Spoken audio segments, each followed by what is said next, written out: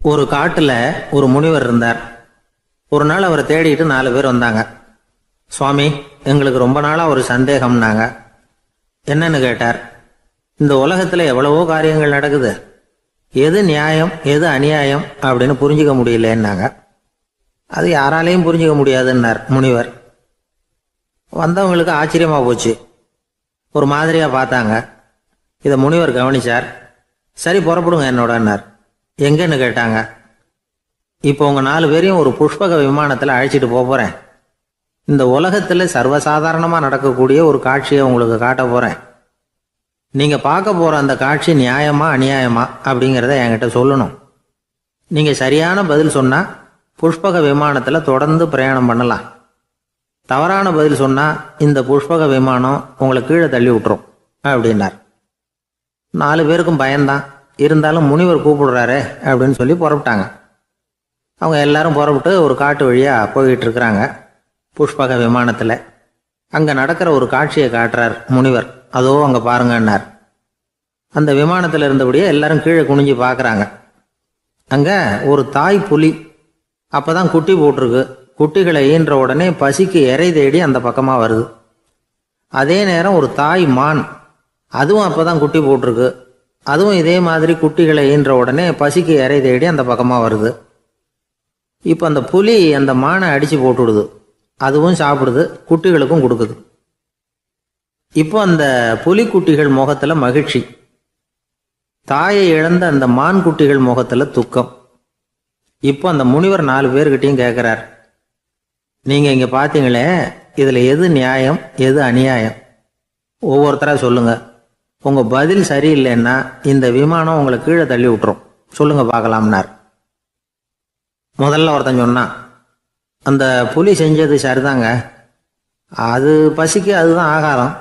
தன்னுடைய பசிக்கு தானே இறை தேடிக்கிட்டுது. அதில் என்ன தப்பு?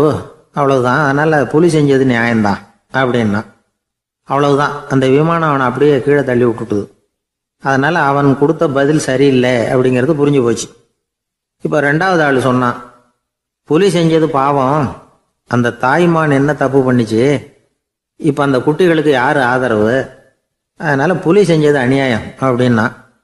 அவ்வளவுதான், அவனையும் கீழே தள்ளி விட்டுடுது அந்த விமானம். இந்த பதிலும் சரியில்லை அப்படின்னு ஆயிட்டுது. இப்போ 3வது ஆள் வந்தான். முதல்ல 2 பேர் கீழே விழுந்ததை பார்த்துக்கிட்டு இருந்தான். அதனால அவன் சொன்னான், ரெண்டுமே நியாயம்தாங்க. புலி இறை தேடினதும் இயற்கை, அதுக்கு மான் இறையானதும் இயற்கை. அதனால இதில் ஒன்றும் தப்பு இல்லைன்னா. அவ்வளவுதான், அவனையும் அந்த விமானம் கீழே பிடிச்சி தள்ளி விட்டுது. இப்போ 4வது ஆள் வந்தான். முனிவர் கேட்டார், நீயாவது சொல்லுப்பா, இந்த செயலில் எது நியாயம்னார். அவன் தெளிவாக பதில் சொன்னான். அதாவது என்ன சொன்னான்னா, எனக்கு தெரியல அப்படின்னா. அவனை விமானம் கீழே தள்ளல, சௌரியமாக அழைச்சிட்டு போட்டுது. இவனும் பிரயாணம் சௌக்கியமாக பண்ணானான். ஆக இதுதான் சரியான பதிலுங்கிறத முனிவர் உணர்த்தினார். இந்த கதையிலிருந்து நாம புரிஞ்சுக்க வேண்டியது என்னன்னா, இந்த உலகத்துல எவ்வளவோ காரியங்கள் நடக்குது. அதெல்லாம் ஏன் அப்படி நடக்குதுங்கிறதுக்கு எப்பேற்பட்ட பண்டிதராலும் பதில் சொல்ல முடியாது. தெரியாததை தெரியாதுன்னு ஒத்துக்கிட்டா வாழ்க்கை பிரயாணம் சுகமா இருக்கும். அதனால தேவையில்லாத விஷயங்களை புரிஞ்சுக்கிறதுக்கு நேரத்தை செலவு பண்ணிட்டு இருக்கக்கூடாது. வாழ்க்கையை குழப்பிக்க கூடாது. வாழ்க்கைக்கு தேவையானது என்னவோ அதை மட்டும் புரிஞ்சுக்கிட்டா போதும். இந்த காலத்து ஆள் ஒருத்தன் ஒரு பெரியவரை தேடி வந்தான். ஐயா, ஒரு சந்தேகம்னா. என்ன உன்னுடைய சந்தேகம்னார். பகுத்தறிவுன்னா என்ன, விதின்னா என்ன அப்படின்னு கேட்டான். இதுக்கு அவரு, இப்போ உன்னுடைய வலது காலை தூக்குன்னார். தூக்கினான். சரி, இப்போ உன்னுடைய வலது காலை கீழே இறக்காம உன்னுடைய இடது காலையும் தூக்குன்னார். தூக்கினான். பொத்துன்னு கீழே விழுந்துட்டான். பெரியவர் சொன்னார், உன்னால ஒரு காலை தூக்க முடிஞ்சுது, அதுதான் பகுத்தறிவு. 2 கால்களையும் ஒரே சமயத்தில் தூக்குனா அடிபடும், அப்படிங்கிறது தான் விதி அப்படின்னு விளக்கம் கொடுத்தார்.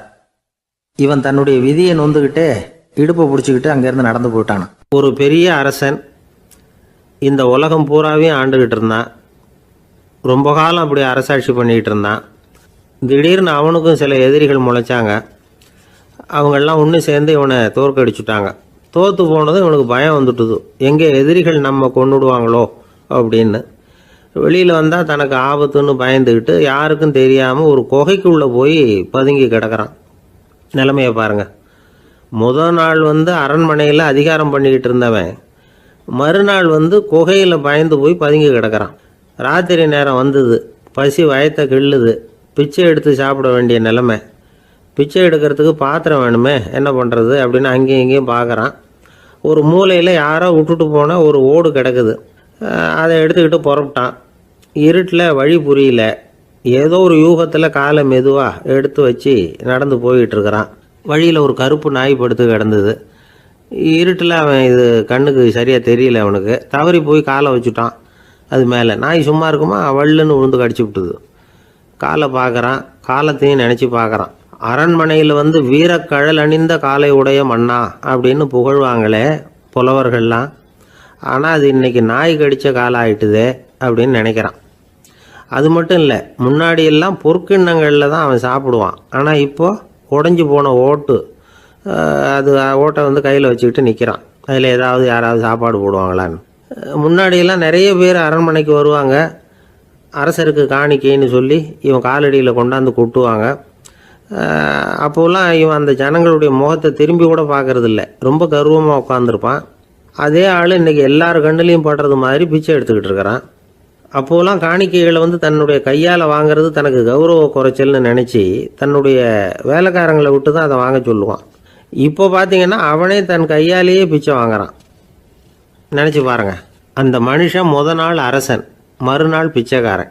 எவ்வளோ வித்தியாசம்! செல்வம் தான் இப்படி ஒரு வித்தியாசம் ஏற்படுறதுக்கு காரணம். அப்படிப்பட்ட செல்வம் வாழ்க்கையை நடத்துறதுக்கு நமக்கு தேவை தான். ஆனால் அதையே நாம் அடைய வேண்டிய பயனாக நினைக்கிறோம் பாருங்கள், அதுதான் வேடிக்கை. இதை நம்மாழ்வார் அழகாக ஒரு பாசுரத்தில் சொல்கிறார். ஒரு நாயகமாய் ஓட உலகுடன் ஆண்டவர், கருணாய் கவர்ந்த காலர், சிதைகிய பானையர், பெருநாடு காண இம்மையிலே பிச்சைதாம் கொள்வர், திருநாரணன் தாழ் காலம் பெற சிந்தித்து உய்மினோ அப்படிங்கிறார் நம்மாழ்வார். ஒரு பெரிய பணக்காரர் ஒரு துறை வீட்டை போய், சாமி என்கிட்ட நிறைய பணம் இருக்குது, இருந்தாலும் நிம்மதி இல்லை, என்னால் நிம்மதியாக இருக்க முடியல, என்ன காரணம்னு கேட்டாராம். உடனே அந்த துறவி இதுக்கு நேரடியாக பதில் சொல்லாமல் பக்கத்தில் நின்றுக்கிட்டு இருந்த ஒரு குழந்தைய கூப்பிட்டார். அது ஓடியாந்தது. ஒரு ஆப்பிள் பழத்தை எடுத்து அது கையில் கொடுத்தார். அதை வாங்கிக்கிட்டு குழந்தை சிரிச்சுது. இன்னொரு பழத்தை எடுத்து கொடுத்தார். அதை இன்னொரு கையில் வாங்கிட்டு சிரிச்சுது. மூணாவது ஆப்பிளை எடுத்து கொடுத்தார். 2 பழத்தையும் நெஞ்சில் அணைச்சிக்கிட்டு 3ஆவது பழத்தையும் வாங்கிறதுக்கு முயற்சி பண்ணிச்சு. ஆனால் அது உடனே நழுவி கீழே விழுந்து உருண்டு ஓடிச்சு. ஏற்கனவே இருந்ததும் விழுந்துட்டுது. இப்போ அந்த குழந்தை அழ ஆரம்பிச்சுட்டுது.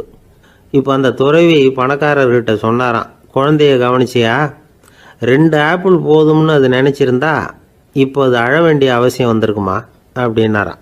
எதுவுமே அளவுக்கு மிஞ்சினா துன்பந்தான். இந்த காலத்தில் இதெல்லாம் யார் காதில் வாங்குறாங்க?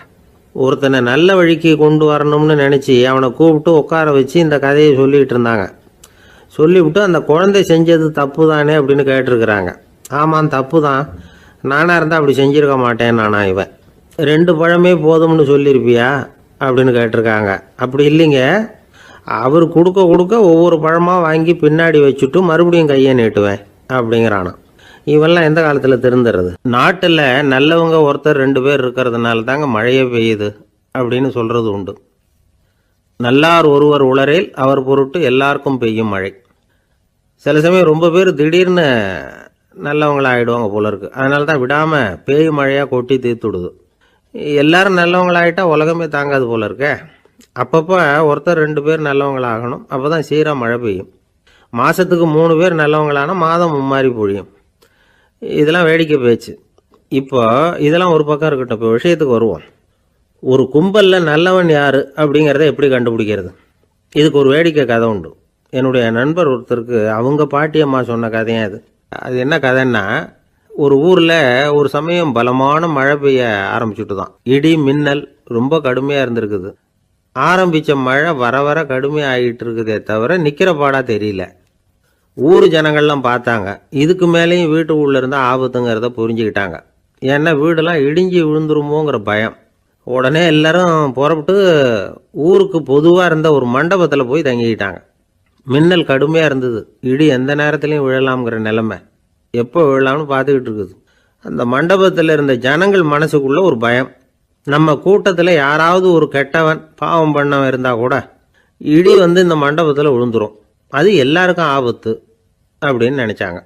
சரி, இதுக்கு என்ன பண்ணலாம் அப்படின்னு யோசனை பண்ணாங்க. அந்த கூட்டத்தில் ஒரு பெரியவர் இருந்தார். அவர் ஒரு யோசனை சொன்னார். இதை பாருங்க, அதுக்கு ஒரு வழி இருக்குது. அதோ எதிர்த்தாப்புல கொஞ்சம் தூரத்தில் ஒரு உயரமாக மரம் ஒன்று இருக்குது பாருங்க. பொதுவாக இடி வந்து சுலபமாக விழறது அது மாதிரி உயரமான மரத்தில் தான். நம்ம கூட்டத்தில் இருக்கிறவங்க எல்லாரும் ஒவ்வொருத்தராக போய் அந்த மரத்தை தொட்டு விட்டு திரும்பி வந்துடணும். நம்மள பாவம் பண்ணவன் யாரோ அவன் அந்த மரத்தை தொடுற சமயத்தில் இடி விழுந்துடும். அவன் மட்டும் போயிடுவான். மண்டபத்தில் இருக்கிற நாமெல்லாம் பொழைச்சிக்கலாம் அப்படின்னு ஐடியா கொடுத்தார் அந்த பெரியவர். இது நல்ல யோசனையாக பட்டது. எல்லாரும் ஒத்துக்கிட்டாங்க. ஒவ்வொருத்தராக போய் அந்த மரத்தை தொட்டு விட்டு திரும்பி வந்தாங்க. இடி எதுவும் விழலை. இன்னமும் பாவம் பண்ண ஆசாமி அதை போய் தொடலை போல இருக்கு அப்படின்னு நினச்சிக்கிட்டாங்க. ஒவ்வொருத்தராக போகிறாங்க. எல்லாரும் போய் தொட்டுவிட்டு வந்தாச்சு. இன்னும் ஒரே ஒரு ஆசாமி தான் பாக்கி. கடைசியாக இருந்த அந்த ஆள் பயந்துட்டான். இது வரைக்கும் இடி விழலைன்னா இப்போ என்ன அர்த்தம்? இப்போ நாம தான் பாக்கி, நாம தான் தப்பு பண்ண ஆள் போல இருக்கு அப்படின்னு நினச்சிட்டான். அதனால் துணிச்சலாக போய் தொடுறதுக்கு பயந்தான்.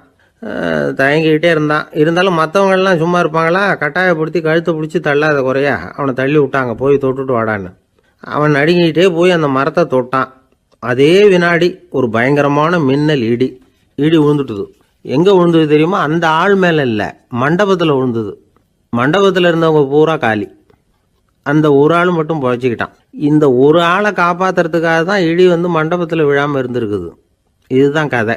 அதனால் நல்லவங்க எப்படியும் தப்பிச்சுக்குவாங்க அப்படிங்கிறது ஒரு நீதி. ஒருத்தன் அப்படி தான் தெருவில் நடந்து போய்கிட்டு இருந்தான். ரொம்ப நல்லவன். எதிரில் ஒருத்தன் சைக்கிளில் வந்துக்கிட்டு இருந்தான். அதில் மோதி இவன் கீழே விழுந்துட்டான். சைக்கிள்காரன் உடனே இறங்கி இவனை தூக்கி விட்டான். இவன் எழுந்திரிச்சு அவனை முறைச்சி பார்த்தான். அப்படி பார்க்காதீங்க சார், நீங்கள் ரொம்ப புண்ணியம் பண்ணியிருக்கீங்க, அதுதான் இப்போ வந்து சைக்கிளில் மோதிக்கிட்டீங்க அப்படின்றான். என்ன அப்படி சொல்கிறேன் நான்? இவன் 10 நிமிஷத்துக்கு முன்னாடி நான் லாரி ஓட்டிகிட்டு வந்தேன், அப்போ நீங்கள் எதிரில் வந்திருந்தீங்கன்னா என்ன ஆயிருக்கும் அப்படின்னானா அவன். ஒரு நாள் ஒரு 10-15 பள்ளிக்கூடத்து பிள்ளைங்க தேடிட்டு வந்தாங்க. உங்களை பார்த்துட்டு தான் போகணும், அதுக்காக தான் வந்திருக்கோம்னாங்க. என்ன விஷயம்னு கேட்டோம். நாங்கள்லாம் கூடி ஒரு முடிவு பண்ணியிருக்கிறோம், அதை உங்கள்கிட்ட சொல்லணும் அப்படின்னாங்க. அதுவும் ஒரு வாண்டு பையன் அதை சொன்னான். என்ன முடிவு அது அப்படின்னு கேட்டோம் ரொம்ப ஆர்வமாக. அதை இப்போ சொல்ல மாட்டோம், எங்களுக்கு பிடிக்கிற மாதிரி ஏதாவது ஒரு தகவல் சொன்னால் அதுக்கப்புறம் நாங்கள் அதை சொல்கிறோம் அப்படின்னா அந்த வாண்டு பையன். சரி, சின்ன பையன்கிட்ட இன்றைக்கி வசமாக மாட்டிக்கிட்டோம் அப்படின்னு நினச்சிக்கிட்டு அவங்களுக்கு தகுந்த மாதிரி ஒரு கதை சொல்ல ஆரம்பித்தோம். அது என்ன கதைன்னா, ஒரு பெரிய காடு, அதில் பலவிதமான மிருகங்கள். அந்த காட்டுக்கு ஒரு சிங்கம் தான் ராஜா. எப்பவும் காட்டுக்கு அது தானே ராஜா. ஒரு பெரிய யானைக்கு இது பொறுக்கலை. என்ன இது, எப்போ பார்த்தாலும் இங்கே சிங்கத்துக்கே ராஜா பதவி கிடைக்கிது, நான்லாம் எவ்வளவு பலசாலியாக இருக்கிறேன், அப்படி இருந்தும் எனக்கு அந்த பதவி கிடைக்கலையே அப்படின்னு தனக்குள்ளே பொறுமிக்கிட்டே இருந்தது.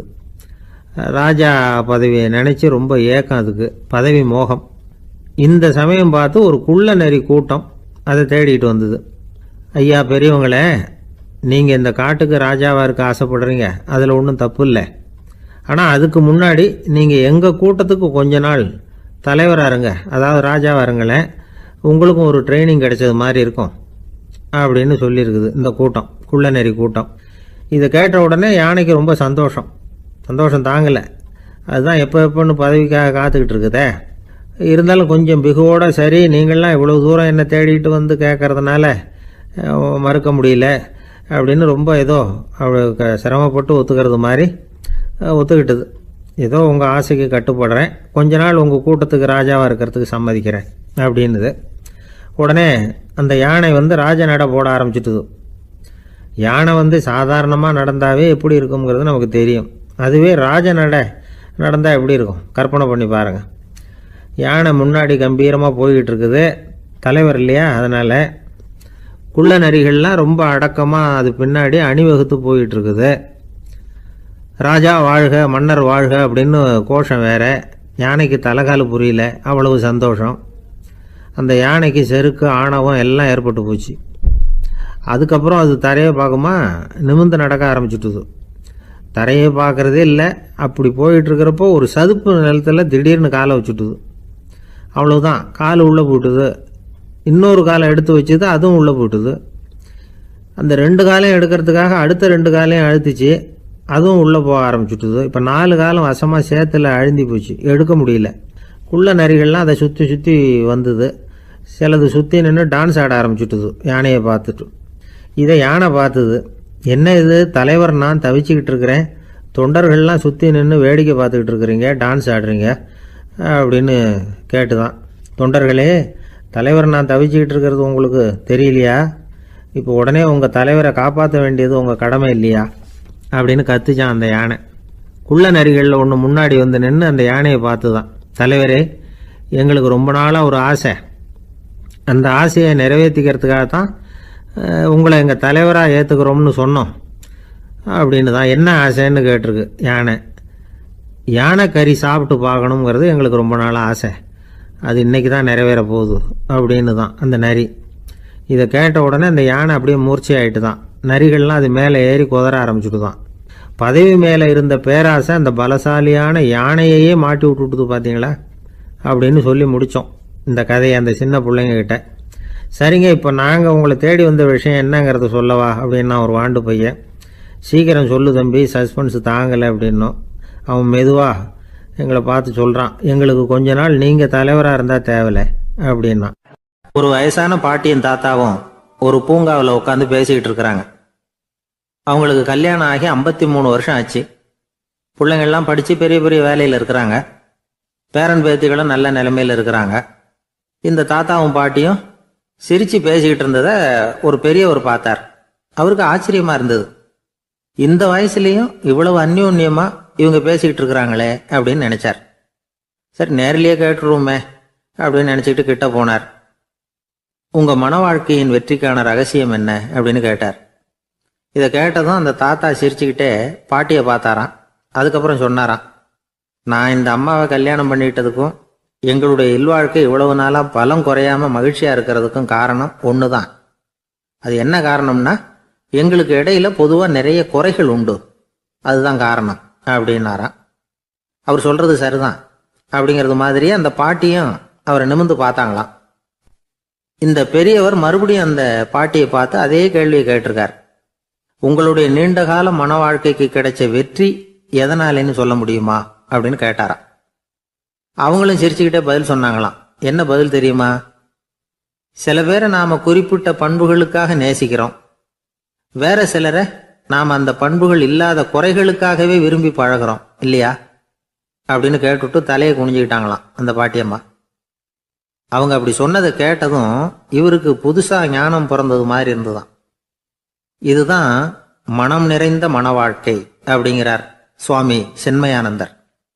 பண்புகளை எப்படி நேசிக்க முடியுதோ அதே மாதிரி பண்புகள் இல்லாத குறைகளையும் நேசிக்க முடியும்.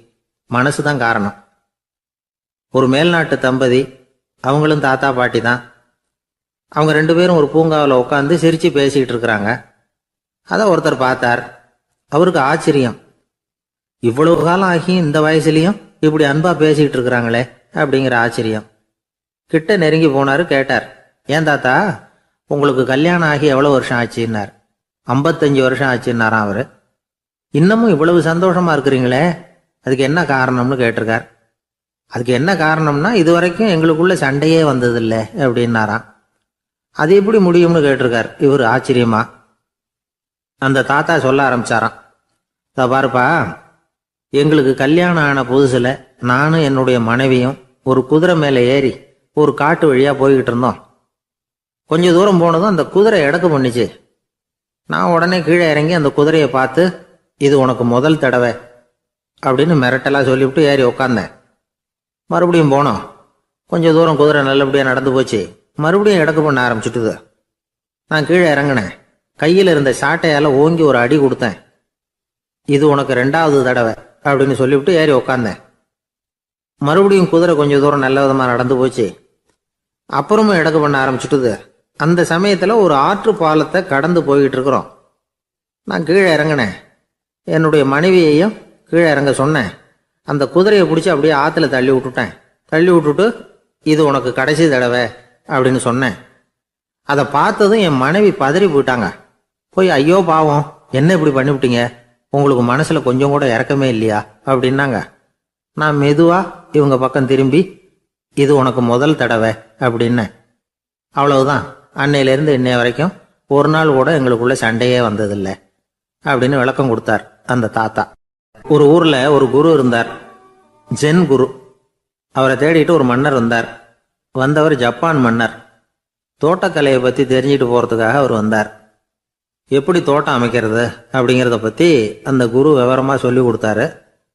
ஒரு நாள் 2 நாள் இல்லை, 3 வருஷம் கற்றுக் கொடுத்தார். அதுக்கப்புறம் சொன்னார், நான் கற்றுக் கொடுத்துட்டேன், இனிமேல் நீங்கள் போகலாம், போய் தோட்டம் அமைக்கலாம். அதுதான் உங்களுக்கு பரிசை. தோட்டம் அமைச்ச பிறகு சொல்லி அனுப்புங்க, நான் வந்து பார்க்குறேன். நீங்கள் இங்கே என்னவெல்லாம் கற்றுக்கிட்டீங்களோ அதையெல்லாம் அங்கே செயல்முறையில் செஞ்சு காட்டுங்க அப்படின்னு சொல்லி அனுப்பி வச்சார். மன்னர் போனார். அரண்மனைக்கு பக்கத்திலேயே ஒரு பெரிய தோட்டத்தை உண்டு பண்ணினார். அழகான மரங்களையும் செடிகளையும் உருவாக்கினார். கிட்டத்தட்ட 1000 தோட்டக்காரர்களை பயன்படுத்தி 3 வருஷங்கள் முயற்சி பண்ணி அந்த அழகான தோட்டத்தை உருவாக்கினார். குருகிட்ட இருந்து செய்தி வந்தது, நாளைக்கு வந்து தோட்டத்தை பார்க்குறேன் அப்படின்னு. மன்னர் உடனே சுறுசுறுப்பாயிட்டார். முதல் நாளே தோட்டத்தை சுத்தப்படுத்தினார். ராத்திரி பூரா யாரும் தூங்கலை. எல்லாருக்கும் தோட்டத்தை ஒழுங்குபடுத்துகிற வேலை. அது அந்தந்த இடத்துல ஒழுங்காக இருக்குதா அப்படின்னு சரி பார்த்தாங்க. ஒரு தவறும் இல்லாத வகையில் அதை ஒழுங்குபடுத்தினாங்க. மறுநாள் குரு வந்தார், தோட்டத்தை பார்த்தார். அவருக்கு கோபம் வந்துட்டுது. மன்னருக்கு ஆச்சரியம், எப்பவும் சிரிச்சுக்கிட்டே இருக்கிறவர் இப்போ இப்படி இருக்கிறாரே அப்படின்னு. மெதுவாக குருக்கிட்ட போய் எல்லாம் சரியாக தானே இருக்குது அப்படின்னார். எல்லாம் சரிதான், ஆனாலும் எங்கே அந்த பொன்னிற காற்று அப்படின்னார். உதிர்ந்த இலைகள், பொன் மஞ்சள் நிற இலைகள் காற்றில் அப்படி புரண்டு ஓடுவதை நான் பார்க்க முடியவில்லையே அப்படின்னாராம். அது இல்லாமல் இந்த தோட்டம் உயிரோட்டம் உள்ளதாக இருக்காது, இதில் பாடல் இல்லை, ஆடல் இல்லை, அதெல்லாம் இல்லாமல் இந்த தோட்டம் ரொம்பவும் செயற்கையாக தெரியுதேன்னாராம். மன்னர் இப்போதான் யோசனை பண்ணார். கீழே கிடந்த காஞ்சி போன இலைகள் மட்டும் இல்லை, மரத்தில் இருந்த காஞ்சி போன இலைகளையும் அப்புறப்படுத்தி சுத்தமாக வச்சிருக்கிறார். இறப்பும் வாழ்க்கையினுடைய ஒரு பகுதி தான். மரணம்ங்கிறது வாழ்க்கைக்கு எதிரானது அல்ல, அதை நிரப்பும் ஒரு பகுதி தான் அது. மரணம் இல்லையில் வாழ்க்கையே இல்லை அப்படிங்கிறது பெரியவங்க கருத்து. இப்போ அந்த தோட்டம் அழகாக தான் இருக்குது, இருந்தாலும் அது ஒரு ஓவியம் மாதிரி உயிர் இல்லாமல் இருக்கு. குரு ஒரு வாளியை கையில் எடுத்துக்கிட்டார். தோட்டத்தை விட்டு வெளியில் போனார். ஏற்கனவே வீசி எறிந்த அந்த சருகுகளை எல்லாம் அள்ளி கொண்டுகிட்டு வந்தார். உள்ள எல்லா இடங்கள்லையும் அதை வீசினார். உடனே காற்று அந்த காய்ந்த சருகுகளையும் பழுத்த இலைகளையும் அசைக்க ஆரம்பிச்சுட்டுது. இப்போ அங்கே சலசல சத்தம், சங்கீதம், இலைகளின் நடனம். ஓவியம் மாதிரி இருந்த அந்த தோட்டத்துக்கு இப்போ உயிர் வந்துட்டுது. இதுதான் அந்த பொன்னான காற்று அப்படின்னாராம் குரு. மன்னருக்கு புரிஞ்சுது. மிகப்பெரிய ஜென் கேள்வி ஒன்று உண்டு. உம்மான் அப்படிங்கிற ஒரு பெரிய குருவை பார்த்து துறவி ஒருத்தர் கேட்டாராம், இலைகள் எல்லாம் கீழே விழுந்து மரங்கள் மொட்டையாக இருக்கும் பொழுது என்ன நடக்கும்? இதுதான் கேள்வி. இதுக்கு உம்மான் சொன்ன பதில் பொன்னான காற்று, தி கோல்டன் விண்ட் அப்படின்னாராம். இதுக்கு என்ன விளக்கம்னா, உன்னுடைய எண்ணங்கள் எல்லாம் உன்னுடைய மனசிலிருந்து கீழே விழுந்து உனது உள்ளுணர்வானது மொட்டையாக நிற்கும் நிலைதான் அது. உனது வேர்களின் அருகில் காற்று வீசுகிறது. எல்லா எண்ணங்களும் உன்னிலிருந்து வெகு தூரத்துக்கு புரண்டு கொண்டே சென்று விடுகிறது. நீ அவற்றை கடந்து விட்டால் நீ அவைகளுக்கெல்லாம் மேலெழுந்து கீழே பார்ப்பவனைப் போல நிற்க ஆரம்பித்து விடுவாய். அதுதான் தியானம் என்பது அப்படின்னு சொல்றாங்க. தியானம்ங்கிறது எண்ணத்துக்கு எதிரானதில்லை. தியானம்ங்கிறது எண்ணங்களை கடந்து செல்வது தான். அதுக்கப்புறம் நாம பொன்னிற காற்றுல ஆட ஆரம்பிச்சிருவோம். இதுதான் பெரியவர்கள் சொல்றது. என்கிட்ட ஒருத்தர் தோட்டம் அமைக்கணும்னு யோசனை கேட்டு வந்தார். எல்லாம் சொல்லி கொடுத்தேன்.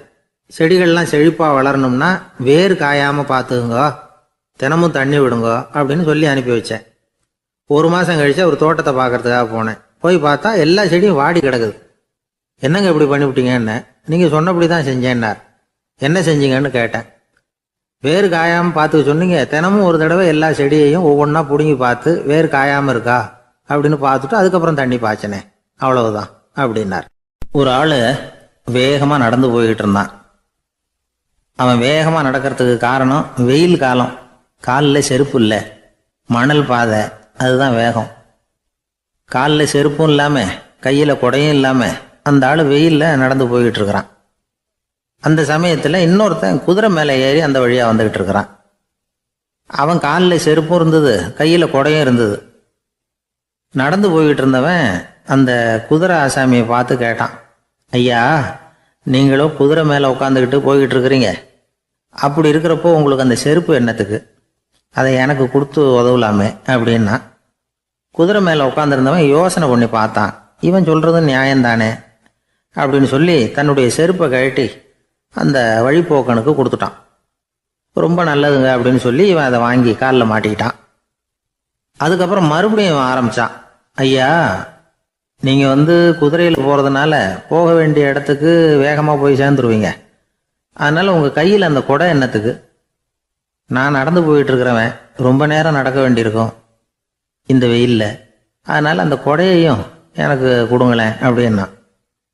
குதிரை வீரன் யோசனை பண்ணி பார்த்தான். இதுவும் நியாயம்தானே அப்படின்னு அவனுக்கு தோணுச்சு. உடனே இறக்கப்பட்டு தன் காலில் இருந்த செருப்பை கொடுத்தது மாதிரியே தன் கையில் இருந்த கொடையையும் இவங்கிட்ட கொடுத்துட்டான். அதுக்கப்புறம் அவன் நிம்மதியாக புறப்பட்டான்.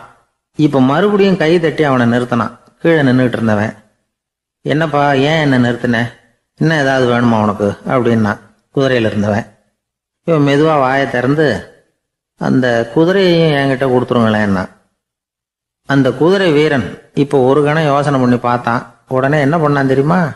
தன்கிட்ட இருந்த குதிரை சவுக்கை எடுத்தான். குதிரை சவுக்கால அந்த ஆளை வாங்குவாங்கன்னு வீசி தள்ளிவிட்டான். இவ்வளவு சவுக்கடியும் வாங்கிக்கிட்டு இந்த ஆள் என்ன பண்ணான் தெரியுமா? சிரிக்கிறான். அடி வாங்கிட்டு யாராவது சிரிப்பாங்களா? குதிரை வீரனுக்கு ஒன்றும் புரியல. என்னப்பா அது, ஏன் இப்படி அடி வாங்கிட்டு இப்படி சிரிக்கிறியே அப்படின்னு கேட்டான். இப்போ அந்த வழிப்போக்கன் சொல்கிறான், ஐயா, நான் இப்படி சிரிக்கிறதுக்கு காரணம் இருக்கு. இப்படி குதிரை கேட்டு உங்ககிட்ட அடி வாங்கலைன்னு வச்சுக்கோங்க, என் உயிர் உள்ள வரைக்கும் மனசில் ஒரு தவிப்பு இருந்துக்கிட்டே இருக்கும். செருப்பையும் கொடையையும் கேட்ட உடனே கொடுத்தவன் குதிரையையும் கேட்டிருந்தா கொடுத்துருப்பானோ அப்படிங்கிற பேராசையில் ஏங்கிக்கிட்டே இருந்திருப்பேன். இப்போ உங்ககிட்ட அடி வாங்கின பிறகு என்னுடைய அந்த சந்தேகம் தீர்ந்து போச்சு. என்னுடைய ஆசைக்கு எல்லை எது அப்படிங்கிறத எனக்கு புரிஞ்சுட்டுது அப்படின்னு சொல்லிவிட்டு அவன் நடக்க ஆரம்பிச்சுட்டானான். ஆசைக்கும் எல்லை உண்டு அப்படிங்கிறத விளக்கறதுக்காக வாரியார் சுவாமிகள் சொல்ற கதை இது. இந்த காலத்திலயும் ஒருத்தன் அது மாதிரி கொடை செருப்போட குதிரையில போய்கிட்டு இருந்தான். எதிரில் நடந்து வந்தவன், ஐயா உங்க கொடையை எனக்கு கொடுங்களேன்னு கேட்டான். உடனே அவன் குதிரையிலேருந்து கீழே குதிச்சு அவனை சாட்டையால் அடிக்க ஆரம்பிச்சிட்டான். இன்னொருத்தர் அந்த வழியா வந்தவர் இதை பார்த்தார். ஏன்பா, அவன் கேட்டான், உன்னால முடியலன்னா இல்லைன்னு சொல்லிட வேண்டியது தானே, அதுக்காக ஏன் இப்படி அவனை போட்டு அடிக்கிறேன்னு கேட்டார். உங்களுக்கு விவரம் புரியாது சார், காலம் ரொம்ப கெட்டு போச்சு. கேட்டதை கொடுத்தேன்னு வச்சுக்கோங்க, இந்த குதிரையே என்னோடது, அவன் திருடிக்கிட்டு போறான் அப்படின்னு என் பேரில் புகார் கொடுக்க ஆரம்பிச்சிருவான் சார் அப்படின்னா. அது எப்படி அவ்வளவு உறுதியா சொல்றேன்னு கேட்டார் அவரு. ஏற்கனவே அது மாதிரி ஒருத்தன் பேரில் புகார் கொடுத்துட்டு தான் இந்த குதிரையை நான் தள்ளிட்டு வந்துகிட்டு இருக்கிறேன் அப்படின்னா. ஒரு ஊர்ல ஒரு பெரியவர் இருந்தார். ஒரு நாள் அவரை தேடி ஒருத்தர் வந்தார். ஐயா, நான் கடவுளை பரிபூர்ணமா நம்புறேன் அப்படின்னார். சரி, அந்த நம்பிக்கை உனக்கு எப்படி வந்ததுன்னு கேட்டார் இவர். அவர் சொல்ல ஆரம்பிச்சார். ஐயா, எனக்கு கல்யாணம் ஆகி 10 வருஷம் ஆச்சு, ஆனாலும் குழந்தை பாக்கியம் இல்லை. அதுக்கு என்ன காரணமா இருக்கும்னு நான் யோசனை பண்ணிட்டு இருந்தப்போ நண்பர் ஒருத்தர் ஒரு ஆலோசனை சொன்னார். உனக்கு மதப்பற்று இல்லை, எந்த கடவுளையுமே நம்ப மாட்டேங்கிற, அதுதான் காரணம். கடவுளை நம்பு, உனக்கு குழந்தை பாக்கியம் கிடைக்கும் அப்படின்னார். அவர் அப்படி சொன்னாரே தவிர எனக்கு சந்தேகம்தான். இருந்தாலும் அவர் சொன்னபடியும் நடந்து தான் பார்ப்போமே அப்படின்னு முடிவு பண்ணேன். கடவுளை நம்ப ஆரம்பித்தேன். அந்த வருஷமே அழகான ஆண் குழந்தை பிறந்தது. எல்லாம் இறைவன் அருள் அப்படின்னார். இவர் இப்படி சொன்னதை கேட்டதும் அந்த பெரியவர் சொன்னார், நீ சொல்றதெல்லாம் சரிதான், இருந்தாலும் இந்த காலத்தில் எந்த ஒரு காரியமாக இருந்தாலும் அதை சோதனை செஞ்சு பார்த்துட்டு தான் ஒரு முடிவுக்கு வந்து சேர முடியும். அறிவுபூர்வமான முடிவு அதுவாக தான் இருக்கும். அறிவியல் சோதனைகள் அப்படித்தான். ஒரு குறிப்பிட்ட விஷயத்தை பற்றி எத்தனை தடவை சோதனை பண்ணாலும் ஒரே முடிவு தான் கிடைக்கணும். அதுதான் சரியா இருக்கும். அதனால இப்போ மறுபடியும் ஒரு சோதனைன்னார். என்ன செய்யணும் அப்படின்னு கேட்டார் இவர். கடவுள்கிட்ட ஒரு பெண் குழந்தை வேணும்னு கேளு. முதல்ல ஆண் குழந்தையை கொடுத்தது மாதிரியே இப்போ ஒரு பெண் குழந்தையையும் கொடுக்குறாரா பார்க்கலாம் அப்படின்னார். சரின்னு சொல்லி இவர் அதே மாதிரி முயற்சி பண்ணினார். அதுக்கப்புறம் அவர் இந்த பெரியவர்கிட்ட வரவே இல்லை. கொஞ்ச காலம் கழிச்சு இவரே அவரை தேடிக்கிட்டு போய் கதவை தட்டினார். அவர் கதவை திறந்தார். என்ன ஆச்சு, கடவுள் கண் திறந்தாரா அப்படின்னு கேட்டார். அவர், அந்த சமாச்சாரம்லாம் நமக்கு வேணாம் சார். முதல் தடவை அது ஏதோ தற்செயலா ஏற்பட்ட ஒரு சாதகம். இப்போ நீங்கள் 2வது தடவை சொன்ன பிறகு தினமும் கடவுளை வேண்டிக்கிட்டு தான் இருக்கிறேன், ஒன்றும் நடக்கலை அப்படின்னார் ரொம்ப விரக்தியா. ஒரே ஒரு தோல்வியில் உங்கள் நம்பிக்கையெல்லாம் பறந்து போயிட்டுது பார்த்தீங்களா அப்படின்னார் அந்த பெரியவர். எல்லாம் நல்ல விதமாக நடக்கிற வரைக்கும் நம்பிக்கை, எதிர்பார்த்தது தோல்வியில் முடிஞ்சுட்டுதுன்னா அவநம்பிக்கை. மற்றவர்கள் பேரில் வைக்கிற நம்பிக்கை எந்த நேரத்திலையும் விவகாரமாகிவிடக்கூடிய சாத்தியம் உண்டு. நாம் நம்பிக்கை வைக்க வேண்டியது நம்ம கிட்ட தான், நமக்குள்ள இருக்கிறார் கடவுள். எனவே நம்ம பேரில் நாம் வைக்கிற நம்பிக்கை தான் உண்மையான கடவுள் பக்தி. நிபந்தனையற்ற நம்பிக்கையாக அது இருக்கணும். எல்லாம் நல்லபடியாக நடந்துக்கிட்டு இருந்தா எந்த முட்டாளுக்கும் நம்பிக்கை வரத்தான் செய்யும் அப்படிங்கிறது ஒரு பெரிய ஒரு கருத்து. தியானத்தின் மூலமாக தான் உனக்குள்ள ஆழமாக தோண்டுனா உன்னுடைய அடி ஆழத்தில் நம்பிக்கை அப்படி ஊற்றெடுக்கும், அதை பார்க்க முடியும் அப்படிங்கிறது பெரியவர்கள் சிந்தனை. ஒரு குழந்தை அப்பாவை பார்த்து என்னப்பா பண்ணுறேன்னு கேட்டுதான். பிரார்த்தனை பண்ணிட்டு இருக்கிறேன்னாராம் அப்பா. பிரார்த்தனை பண்ணுனா என்ன கிடைக்கும் அப்படின்னு கேட்டுதான் குழந்தை. எல்லாம் கிடைக்கும் அப்படின்னாராம் அப்பா. நீ வச்சிருக்கிறிய பேனா அது கூட கிடைக்குமான்னு கேட்டுதான் குழந்தை. கிடைக்குமேன்னு இருக்கார். அப்படின்னா அந்த பேனாவை என்கிட்ட கொடுத்துரு, நீ பிரார்த்தனை பண்ணி வேற பேனா வாங்கிக்கோ அப்படின்னு தான் அந்த குழந்தை. ஒரு பெரிய தத்துவ சிந்தனையாளர் இருந்தார், சுவாங்சு அப்படின்னு பேர். அவருடைய மனைவி ஒரு நாள் திடீர்னு காலமாயிட்டாங்க.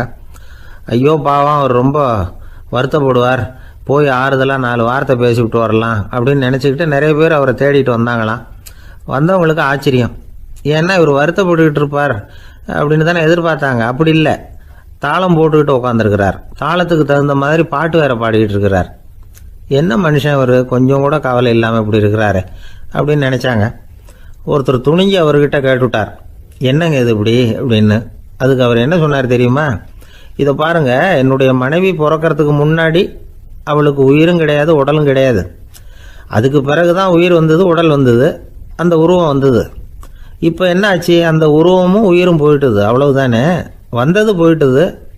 இளவேனில் காலம், இலையுதிர் காலம், பனிக்காலம், இப்படி பருவங்கள் மாறி மாறி வருது இல்லையா?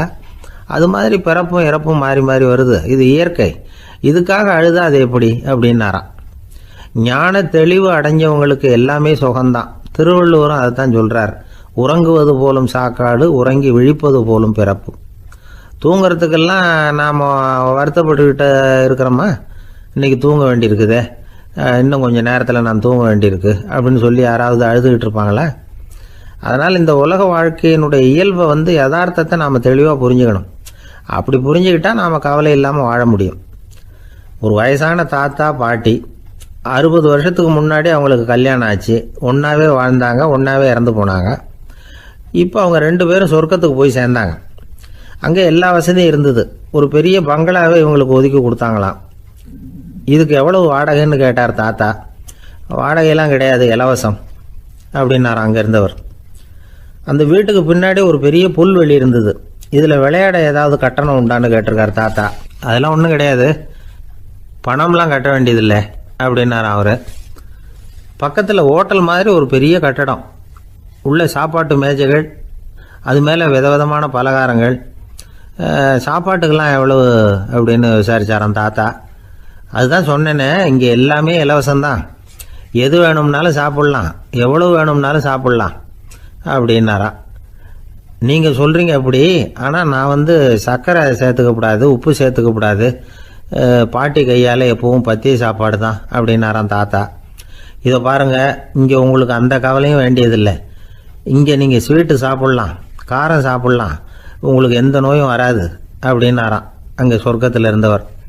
இதை கேட்ட உடனே அந்த தாத்தா பக்கத்தில் நின்ன பாட்டியை பார்த்து கத்தினாராம், அடி பாவி, எல்லாத்தையும் கெடுத்துட்டியே, நீ எனக்கு பத்திய சாப்பாடு போடாமல் கண்டதை திங்க விட்டுருந்தா 10 வருஷத்துக்கு முன்னாடியே நான் இங்கே சேர்ந்துருப்பேனே அப்படின்னாராம். ஒரு நண்பர் ஆனந்தமாக சிகரெட் பிடிச்சிக்கிட்டு இருந்தார். இந்த பழக்கத்தை விட்டுவிடுங்களேன் அப்படின்னு சொல்லி பார்த்தோம். விட்டுடலாம்னு தான் பார்க்குறேன், ஆனால் முடியலையேன்னார். மனசு வச்சா எல்லாம் முடியும் அப்படின்னும். அவர் கொஞ்ச நேரம் யோசனை பண்ணார். அப்புறம் சொன்னார், சரி சார், இதுதான் நான் பிடிக்கிற கடைசி சிகரெட் அப்படின்னு சொல்லி ரொம்ப அழுத்தமாக புகையை உள்ளுக்கு இழுத்தார். அதுக்கப்புறம் அந்த துண்டு சிகரெட்டை வீசி எறிஞ்சுட்டார். ஒருத்தர் இது மாதிரி தீர்மானம் பண்ணி தன்னுடைய கடைசி சிகரெட்டை தூக்கி எறிஞ்சுட்டாருன்னா அது ஒரு பெரிய விஷயம்தான். அதுக்கு பிறகு அவர் உடம்புல படிப்படியாக என்னென்ன மாற்றங்கள் நடக்கும் அப்படிங்கிறத பற்றி ஒரு விவர பட்டியலே வெளியிட்டிருக்கிறாங்க. அது என்ன விவரம் தெரியுமா? ஒருத்தர் புகை பிடிக்கிற பழக்கத்தை நிறுத்துறாருன்னு வச்சுங்க. அப்படி அவர் நிறுத்தின 20 நிமிடங்களுக்குள்ள உயர் ரத்த அழுத்தம், உடல் வெப்பம், நாடி துடிப்பு இதெல்லாம் சரியான நிலைமைக்கு வந்துருதான். 8 மணி நேரத்துக்குள்ள இந்த ஸ்மோக்கர்ஸ் பிரீத் அப்படிங்கிற தன்மை மறைஞ்சிருதான். ரத்தத்தில் உள்ள கார்பன் மோனாக்சைடு அளவு குறையுதான், ஆக்சிஜன் அளவு கூடுதான், சரியான அளவுக்கு வந்துருதான். ஒருத்தர் கடைசி சிகரெட்டை தூக்கி எறிஞ்சுட்டாருன்னா 24 மணி நேரத்துக்குள்ள மாரடைப்பு ஏற்படுறதுக்கான வாய்ப்பு குறைஞ்சோடுதான்.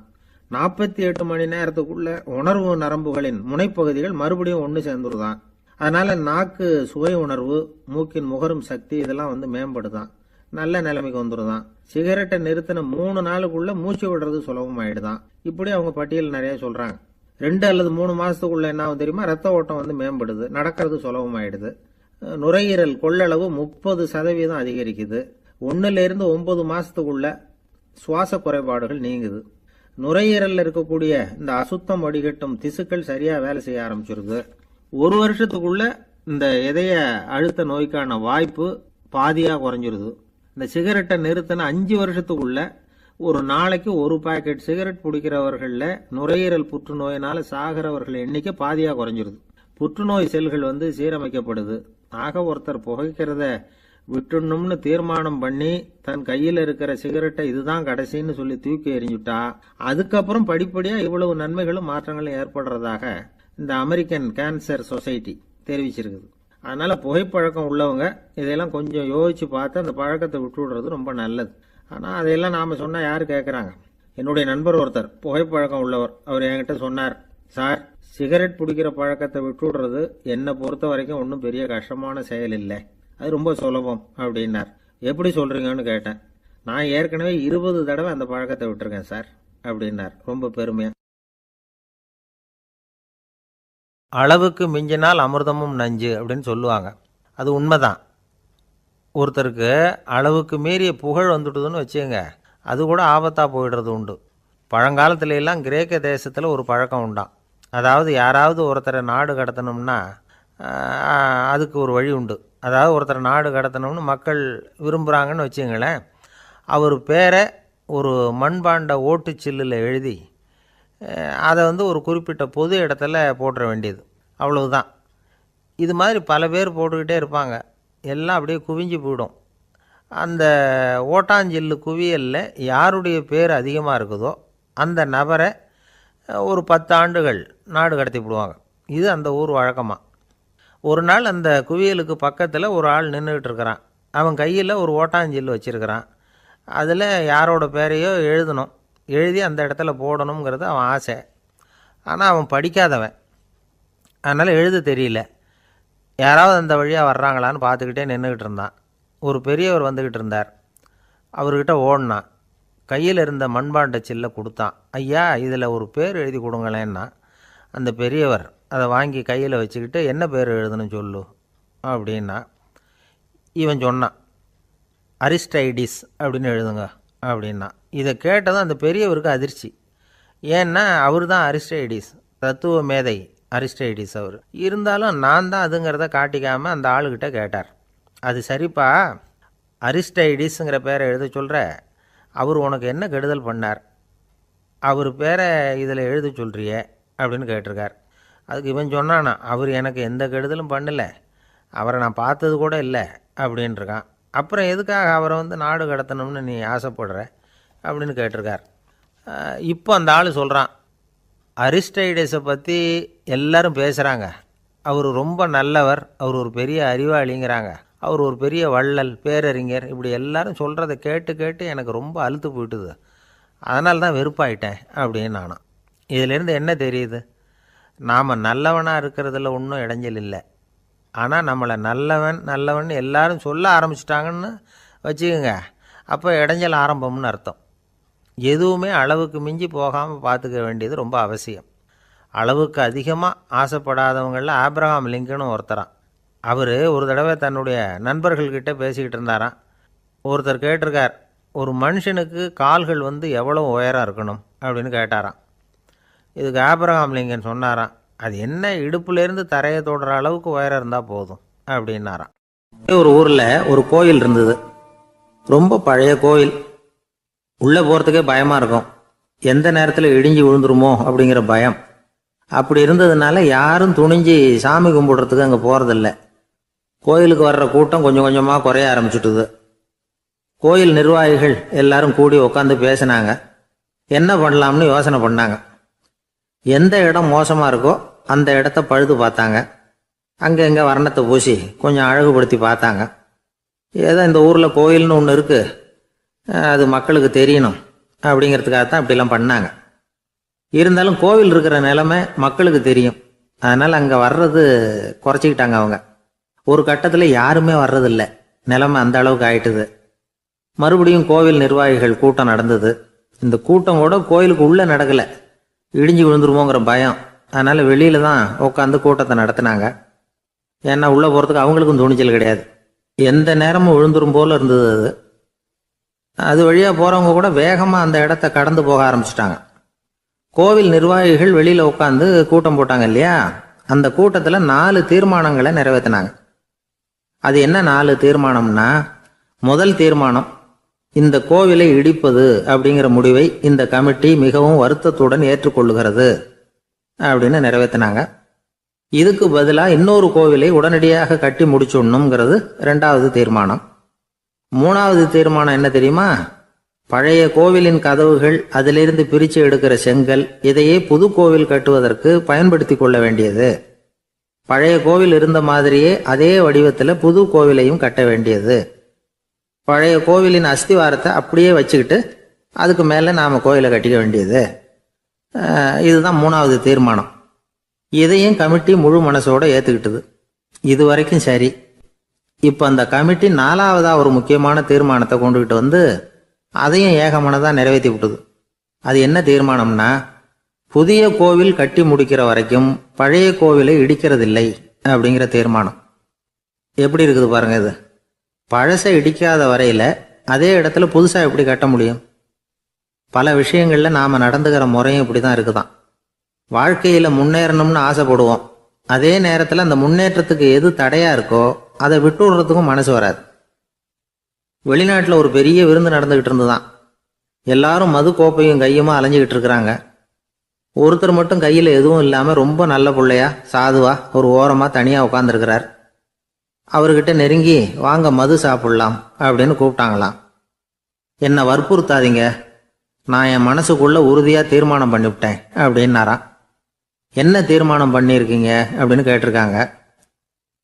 ஏற்கனவே முழு போதையில் இருக்கும் பொழுது மறுபடியும் மது கோப்பையை தொடரதில்லை அப்படின்னு தீர்மானம் பண்ணியிருக்கேன் அப்படின்னாராம். நம்ம உடம்புல ரத்த அழுத்தம் இருக்குதே, அது நல்லதா கெடுதலா? உடனே அது கெடுதல்னு தான் சொல்லுவோம், ஆனால் உண்மை அது இல்லை. இயற்கையாக உள்ள ரத்த அழுத்தம் நம்ம உடம்புக்கு தேவையான ஒன்று. அந்த அழுத்தம் அதிகமாக போனாதான் கெடுதல். அதை தான் நாம் பிபின்னு சொல்கிறோம். ஆனால் அது உண்மையிலேயே உயர் ரத்த அழுத்தம், ஹைப்பர் டென்ஷன். இதயம்ங்கிறது ஓயாமல் வேலை செஞ்சுக்கிட்டு இருக்கிற ஒரு பம்பு. இதயம் சுருங்கி ரத்தத்தை பம்பு செய்கிறப்போ ரத்த அழுத்தம் கூடுதலாக இருக்கும். இதுக்கு பேர் சிஸ்டாலிக் பிளட் ப்ரெஷர் அப்படின்னு பேர். இதயம் விரிந்த நிலைக்கு திரும்புகிறப்போ ரத்த அழுத்தமும் குறையுது. இதுக்கு பேர் டயஸ்டாலிக் பிளட் ப்ரெஷர் அப்படின்னு பேர். இப்படி இது மாறி மாறி இருக்கும். இந்த பிபி 140 90 இப்படின்லாம் சொல்கிறாங்கல்ல, இதுதான். சீராக இருக்க வேண்டிய ரத்த அழுத்தம் ஒரு அளவுக்கு மேலே அதிகரிச்சுட்டா ஆபத்து ஆரம்பம்னு அர்த்தம். சரி, இந்த உயர் ரத்த அழுத்தம் உண்டாகிறதுக்கு என்ன காரணம்? இதனால தான் இது வருதுன்னு ஒரு காரணத்தை குறிப்பிட்டு சொல்ல முடியாது. ஆனால் வம்சாவளி காரணம், ரொம்ப டென்ஷனான சூழ்நிலையில் வேலை செய்யறது, உடம்பு குண்டா இருக்கிறது, இதெல்லாம் இந்த ஹை பிபிக்கு துணை செய்யுது. அப்படிதான் எடுத்துக்க வேண்டியிருக்குது. இது கிருமியினால ஏற்படுற வியாதி இல்லை, உடம்புல ஏற்படுற ஒரு பழுது, அவ்வளவுதான். 40 வயசுக்கு மேலே தான் பொதுவாக இது பாதிக்கும். அதெல்லாம் சரி, ஒருத்தருக்கு உயர் ரத்த அழுத்தம் இருக்குது, அதை கட்டுப்படுத்துறதுக்கு வழி ஏதாவது உண்டா அப்படின்னா உண்டு. மருந்து கொடுத்தும் சரி பண்ணலாம். மருந்து இல்லாத சிகிச்சை முறைகளும் இருக்குது. இப்போ மருந்து சாப்பிட்றதுன்னா டாக்டர்கிட்ட போயிடலாம். அதுக்கு இப்போ சுமாராக 30 விதமான மருந்துகள் இருக்குதான். மருந்தோட உடல் கட்டுப்பாடும் மனக்கட்டுப்பாடும் சேர்ந்ததுன்னா ரொம்ப விசேஷம். அது இருக்கட்டும், மருந்து இல்லாமல் நாம் செய்ய வேண்டியது என்ன, அதை தெரிஞ்சுக்குவோம். முதல்ல சீரான உடற்பயிற்சி, வாக்கிங் ரொம்ப நல்லது. மனசை அமைதிப்படுத்துறதுக்கு யோகாசனம், ஆழ்நிலை தியானம், இது மாதிரியான பயிற்சிகள் நல்லது. ஒரு காலத்தில் யோகாசனம் பண்ணுங்க தியானம் பண்ணுங்கன்னு சொன்னால் ஒரு மாதிரியாக பார்த்தாங்க. இப்போ மருத்துவ நிபுணர்களே அதெல்லாம் ரொம்ப அவசியம்தான் அப்படின்னு சொல்கிறாங்க. இன்னொரு அதிசய சிகிச்சை முறை இப்போ வழக்கத்துக்கு வந்திருக்குது, பயோ ஃபீட்பேக் அப்படின்னு பேர். மூளையின் அழுத்த அலைகளை பதிவு பண்ணி அதை மறுபடியும் உடம்புக்குள்ள செலுத்தி இந்த ரத்த அழுத்தத்தை சீராக்கி போடுறாங்க. சில பேருக்கு இந்த ஹை பிபி பார்டர் லைனில் இருக்கும். அவங்களுக்கெல்லாம் மருந்துகள் அவசியம் இல்லை. வாழ்க்கை முறையில் சில மாற்றங்களை பண்ணிக்கிட்டாவே போதும். பிஹேவியரல் மாடிஃபிகேஷன்ஸ்னு சொல்கிறாங்க. அது எப்படின்னா, பரபரப்பான வாழ்க்கை முறையை தவிர்க்கணும். புகைப்பிடிக்கிற பழக்கம், மது அருந்தும் பழக்கம் இதெல்லாம் இருந்தால் விட்டுடணும். சாப்பாட்டில் உப்பை குறைக்கணும். கொழுப்பு சத்து ஆகாரங்களை குறைச்சிக்கணும். முடிஞ்சால் விட்டுடலாம். குடும்பத்தில் ஏற்கனவே யாருக்காவது ஹை பிபி இருந்தால் சந்ததிகள் ஜாக்கிரதையாக இருக்கணும்.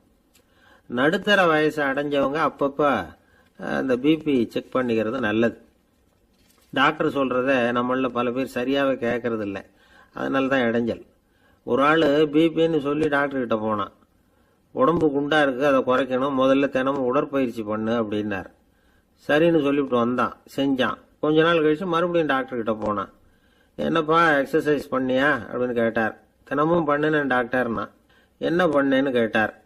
முன்னெல்லாம் சிகரெட்டை கடையில் வாங்குவேன், இப்போ நான் அப்படி வாங்குறத விட்டுட்டேன். தினமும் நானே என் கையாலேயே உருட்டி தயார் பண்ணுறேன் டாக்டர். இது ஒரு எக்ஸசைஸ் தானே அப்படின்னா. ஊரில் ஒரு ஆள் இருந்தான். அவன் ஒரு நாள் கோயிலுக்கு போனான். கடவுள்கிட்ட வேண்டிக்கிட்டான், எனக்கு ஒரு 1,00,000 ரூபா நீ கொடுத்தா நான் உன் சன்னதியில் ஒரு தேங்காய் உடைக்கிறேன் அப்படின்னு வேண்டிக்கிட்டான். கடவுள் பார்த்தார். உடனே அவன் கண் முன்னாடி தோன்றினார். இந்தா நீ கேட்ட 1,00,000 ரூபாய் அப்படின்னு சொல்லி அவன் கையில் பணத்தை கொடுத்துட்டு மறைஞ்சிட்டார். இவனால் நம்பவே முடியல. இவ்வளவு சுலபமாக கிடைக்கும்னு தெரிஞ்சிருந்தா அனாவசியமாக ஒரு தேங்காய் உடைக்கிறேன்னு வேண்டியிருக்க வேண்டியது இல்லையே அப்படின்னு நினச்சான். இருந்தாலும் வேண்டுதலை நிறைவேற்ற வேண்டியது கடமை. அதுக்காக என்ன பண்ணால், பக்கத்தில் ஒரு கடைக்கு போனான். ஒரு தேங்காயை கையில் எடுத்தான். இது என்ன விலைன்னு கேட்டான். 5 ரூபான்னார் கடையில் இருந்தவர். அதிகமாக இருக்குதே விலைன்னா. அப்படின்னா ஒன்று செய்யுங்க, அடுத்த ஊருக்கு போங்க, அங்கே தென்னந்தோப்பு அதிகம், அதனால் அங்கே இதை விட குறைஞ்ச விலைக்கு கிடைக்கும் அப்படின்னார். சரின்னு அடுத்த ஊருக்கு கிளம்புனான்.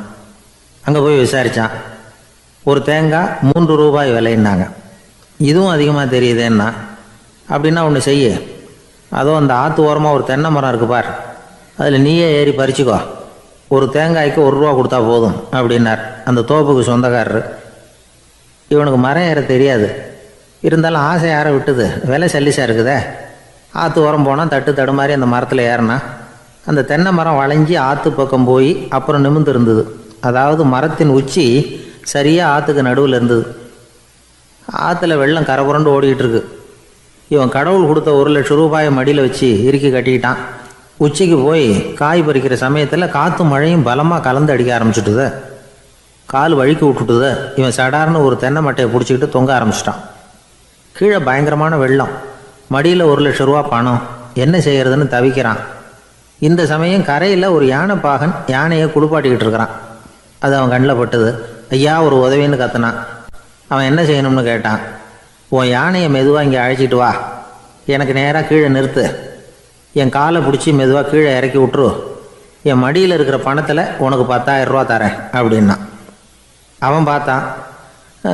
காலை கையை பிடிச்சா கூட எவனும் இந்த காலத்தில் 10 ரூபாய்க்கு மேலே தரமாட்டேங்கிறான். இவன் காலை பிடிச்சா 10,000 தர்றேங்கிறான் அப்படின்னு யோசனை பண்ணான். உடனே யானையை கொண்டுட்டு போனான். அவனுக்கு நேராக கீழே நிறுத்தினான். அவன் காலை பிடிச்சான். அவ்வளவுதான். அந்த நேரம் பார்த்து யானை மெதுவாக நடந்து அப்பால் போட்டுது. இப்போ யானை பாகன் அவன் காலை கெட்டியாக பிடிச்சிக்கிட்டு தூங்குறான். பரிதாபமாக மேலே பார்க்குறான். அவன் மட்டையை பிடிச்சிக்கிட்டு தூங்குறான். இப்போ யானை பாகன் சொல்கிறான், தம்பி மட்டையை விட்டுறாத, கெட்டியாக பிடிச்சிக்கோ, நான் உனக்கு 10,000 ரூபா தரேன், இதோ மடியில் தான் வச்சுருக்கேன்னா. மேலே தொங்குறவனுக்கு இந்த நிலைமையிலேயும் ஒரு சந்தோஷம், மேற்கொண்டு ஒரு 10,000 ரூபா நமக்கு கிடைக்கும் போல இருக்கே அப்படின்னு. இந்த சமயத்தில் ஒருத்தன் ஒட்டகத்தை ஓட்டிகிட்டு வந்தான் அந்த பக்கமாக குளிப்பாட்டுறதுக்கு. யானை பாகம் பார்த்துட்டான். ஐயா ஒட்டகக்காரரே, அதை இங்கே கொண்டுட்டு வா, எங்கள் காலை பிடிச்சி பத்திரமா இறக்கி விடு, நாங்கள் பணம் கொடுக்குறோம்னா. அவனும் பணத்துக்கு ஆசைப்பட்டு வந்தான். அவன் காலை பிடிக்கிற சமயம் ஒட்டகமும் நழுவி போட்டுது. இப்போ 3 பேருமே வரிசையாக தொங்குறாங்க. ஒட்டகக்காரன் கத்துறான், தம்பி மட்டையை விட்டுறாத, கெட்டியாக பிடிச்சிக்கோ, நான் என் மடியில் இருக்கிற 5,000 உனக்கு தந்துடுறேன்னா. மேலே தொங்குறவனுக்கு இன்னமும் சந்தோஷம், இவனும் பணம் தர்றேங்கிறான். அப்படின்னா இன்றைக்கி நமக்கு மொத்த பண வரவு எவ்வளவு அப்படின்னு ஒவ்வொன்றா கூட்டி பார்க்க ஆரம்பித்தான். மனக்கணக்கு சரியாக வரல. அதனால் அப்படியே விரலை விட்டு எண்ண ஆரம்பித்தான். அவ்வளவுதான். மட்டையை விட்டுட்டு கை நழுவி வந்துட்டுது. 3 பேரும் பொத்துன்னு ஆற்றுல விழுந்தாங்க. படாத பாடுபட்டு தட்டு தடுமாறி கரைக்கு வந்து சேர்ந்தாங்க. 3 பேர் மடியில் இருந்த பணமும் ஆத்தோட போட்டுது. பேராசை பெருநஷ்டம் அப்படின்னு ஒரு பழமொழி இருக்குல்ல, அதை விளக்கறதுக்காக சொல்லப்பட்ட கதை இது. இந்த காலத்தில் ஒருத்தர் ஒரு நீச்சல் குளத்தில் நீச்சல் அடிச்சுக்கிட்டு இருக்கிறார். காவலுக்கு இருந்தவர் அதை கவனிச்சுட்டார். கரையிலேருந்து சத்தம் போட்டாராம், இதோ பாருங்க, இங்கே ராத்திரி 8 மணிக்கு மேலே நீச்சல் அடிக்கிறது சட்டப்படி குற்றம், அதுக்கு அனுமதி கிடையாது, தெரியாதா உங்களுக்கு அப்படின்னாராம். இதுக்கு அவரு, ஐயையோ, நான் நீச்சல் அடிக்க வந்தவன் இல்லைங்க, சும்மா சுற்றி பார்க்க வந்தவன், தடுமாறி குளத்தில் விழுந்துட்டேன், நீச்சல் தெரியாது, அதனால் தத்தளிச்சுக்கிட்டு இருக்கிறேன் அப்படின்னு கத்துனாராம். கரையில் இருந்தவர் பார்த்தார், ஓ அப்படின்னா சரி, அதுக்கு ஒன்றும் தடை இல்லை அப்படின்னு சொல்லிவிட்டு அவர் பாட்டுக்கு நடந்து போயிட்டாராம். ஒரு ஊரில் ஒரு ஆள் இருந்தான், தையல் கடை வச்சிருந்தான். அவங்கிட்ட ஒருத்தன் ஒரு சட்டை துணி எடுத்து கொடுத்து தைக்க சொல்லியிருந்தான். வர்ற சனிக்கிழமை வா, வந்து வாங்கிட்டு போ அப்படின்னு அவன் சொல்லியிருந்தான். அதே மாதிரி இவன் வந்தான். அவன் தச்சு வச்சிருந்த சட்டையை கொடுத்தான். இவன் வாங்கி அங்கேயே போட்டு பார்த்தான். கை நீளம் ஒன்றுக்கு ஒன்று வித்தியாசமாக இருந்தது. வலது கை இடது பக்கத்தை விட நீளம் குறைச்சலாக இருந்தது. அவன் முணுமுணுக்க ஆரம்பிச்சுட்டான், என்ன இது இப்படி தைச்சுட்டியேன்னு. இதுக்கு அவன் சொன்னான், ஐயையோ, இதுக்காகவா சங்கடப்படுறீங்க, வலது கையை மட்டும் கொஞ்சம் உள்ள இழுத்தாப்புல வச்சுக்கிட்டீங்கன்னா சரியா போகுது, மற்றபடி அந்த சட்டையில் உள்ள கலை அம்சத்தை கவனிங்க, எவ்வளோ அற்புதமாக தைச்சிருக்கேன் பாருங்க, ஒரு சின்ன குறைய இப்படிலாம் பொருட்படுத்த வேண்டியதில்லை, நான் சொன்னது மாதிரி கையை கொஞ்சம் உள்ள இழுத்தது மாதிரி வச்சுக்கிட்டு நடந்து போங்க, ஜோராக இருக்கும் அப்படின்னா. அவனும் யோசிச்சு பார்த்தான். சரியான யோசனையாக தான் தோணுச்சு. கொஞ்சம் முயற்சி பண்ணி வலது கையை கொஞ்சம் உள்ள இழுத்து சட்டை சரியா இருக்கிறது மாதிரி பண்ணிட்டான். இப்போ மறுபடியும் ஒரு பிரச்சனை. வலது கையை உள்ள இழுத்த மாதிரி அப்படியே வச்சுக்கிட்டதும் முதுகு பக்கம் கொஞ்சம் துணி தளர்த்தியா தொங்குறது மாதிரி தெரிஞ்சது.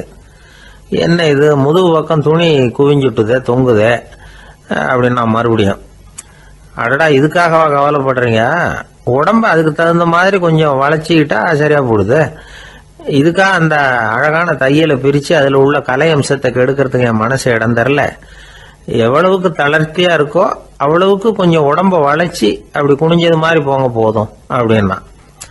அதுவும் நல்ல யோசனையாக தான் பட்டுது இவனுக்கு. சரின்னு சொல்லிவிட்டு புறப்பட்டான். தெருவில் இறங்கினான். கையை கொஞ்சம் உள்ள இழுத்தான், உடம்ப கொஞ்சம் முன்னால் வளைச்சான், சட்டைக்கு தகுந்த மாதிரி உடம்ப பண்ணிக்கிட்டான், மெதுவாக நடந்து போகிறான்.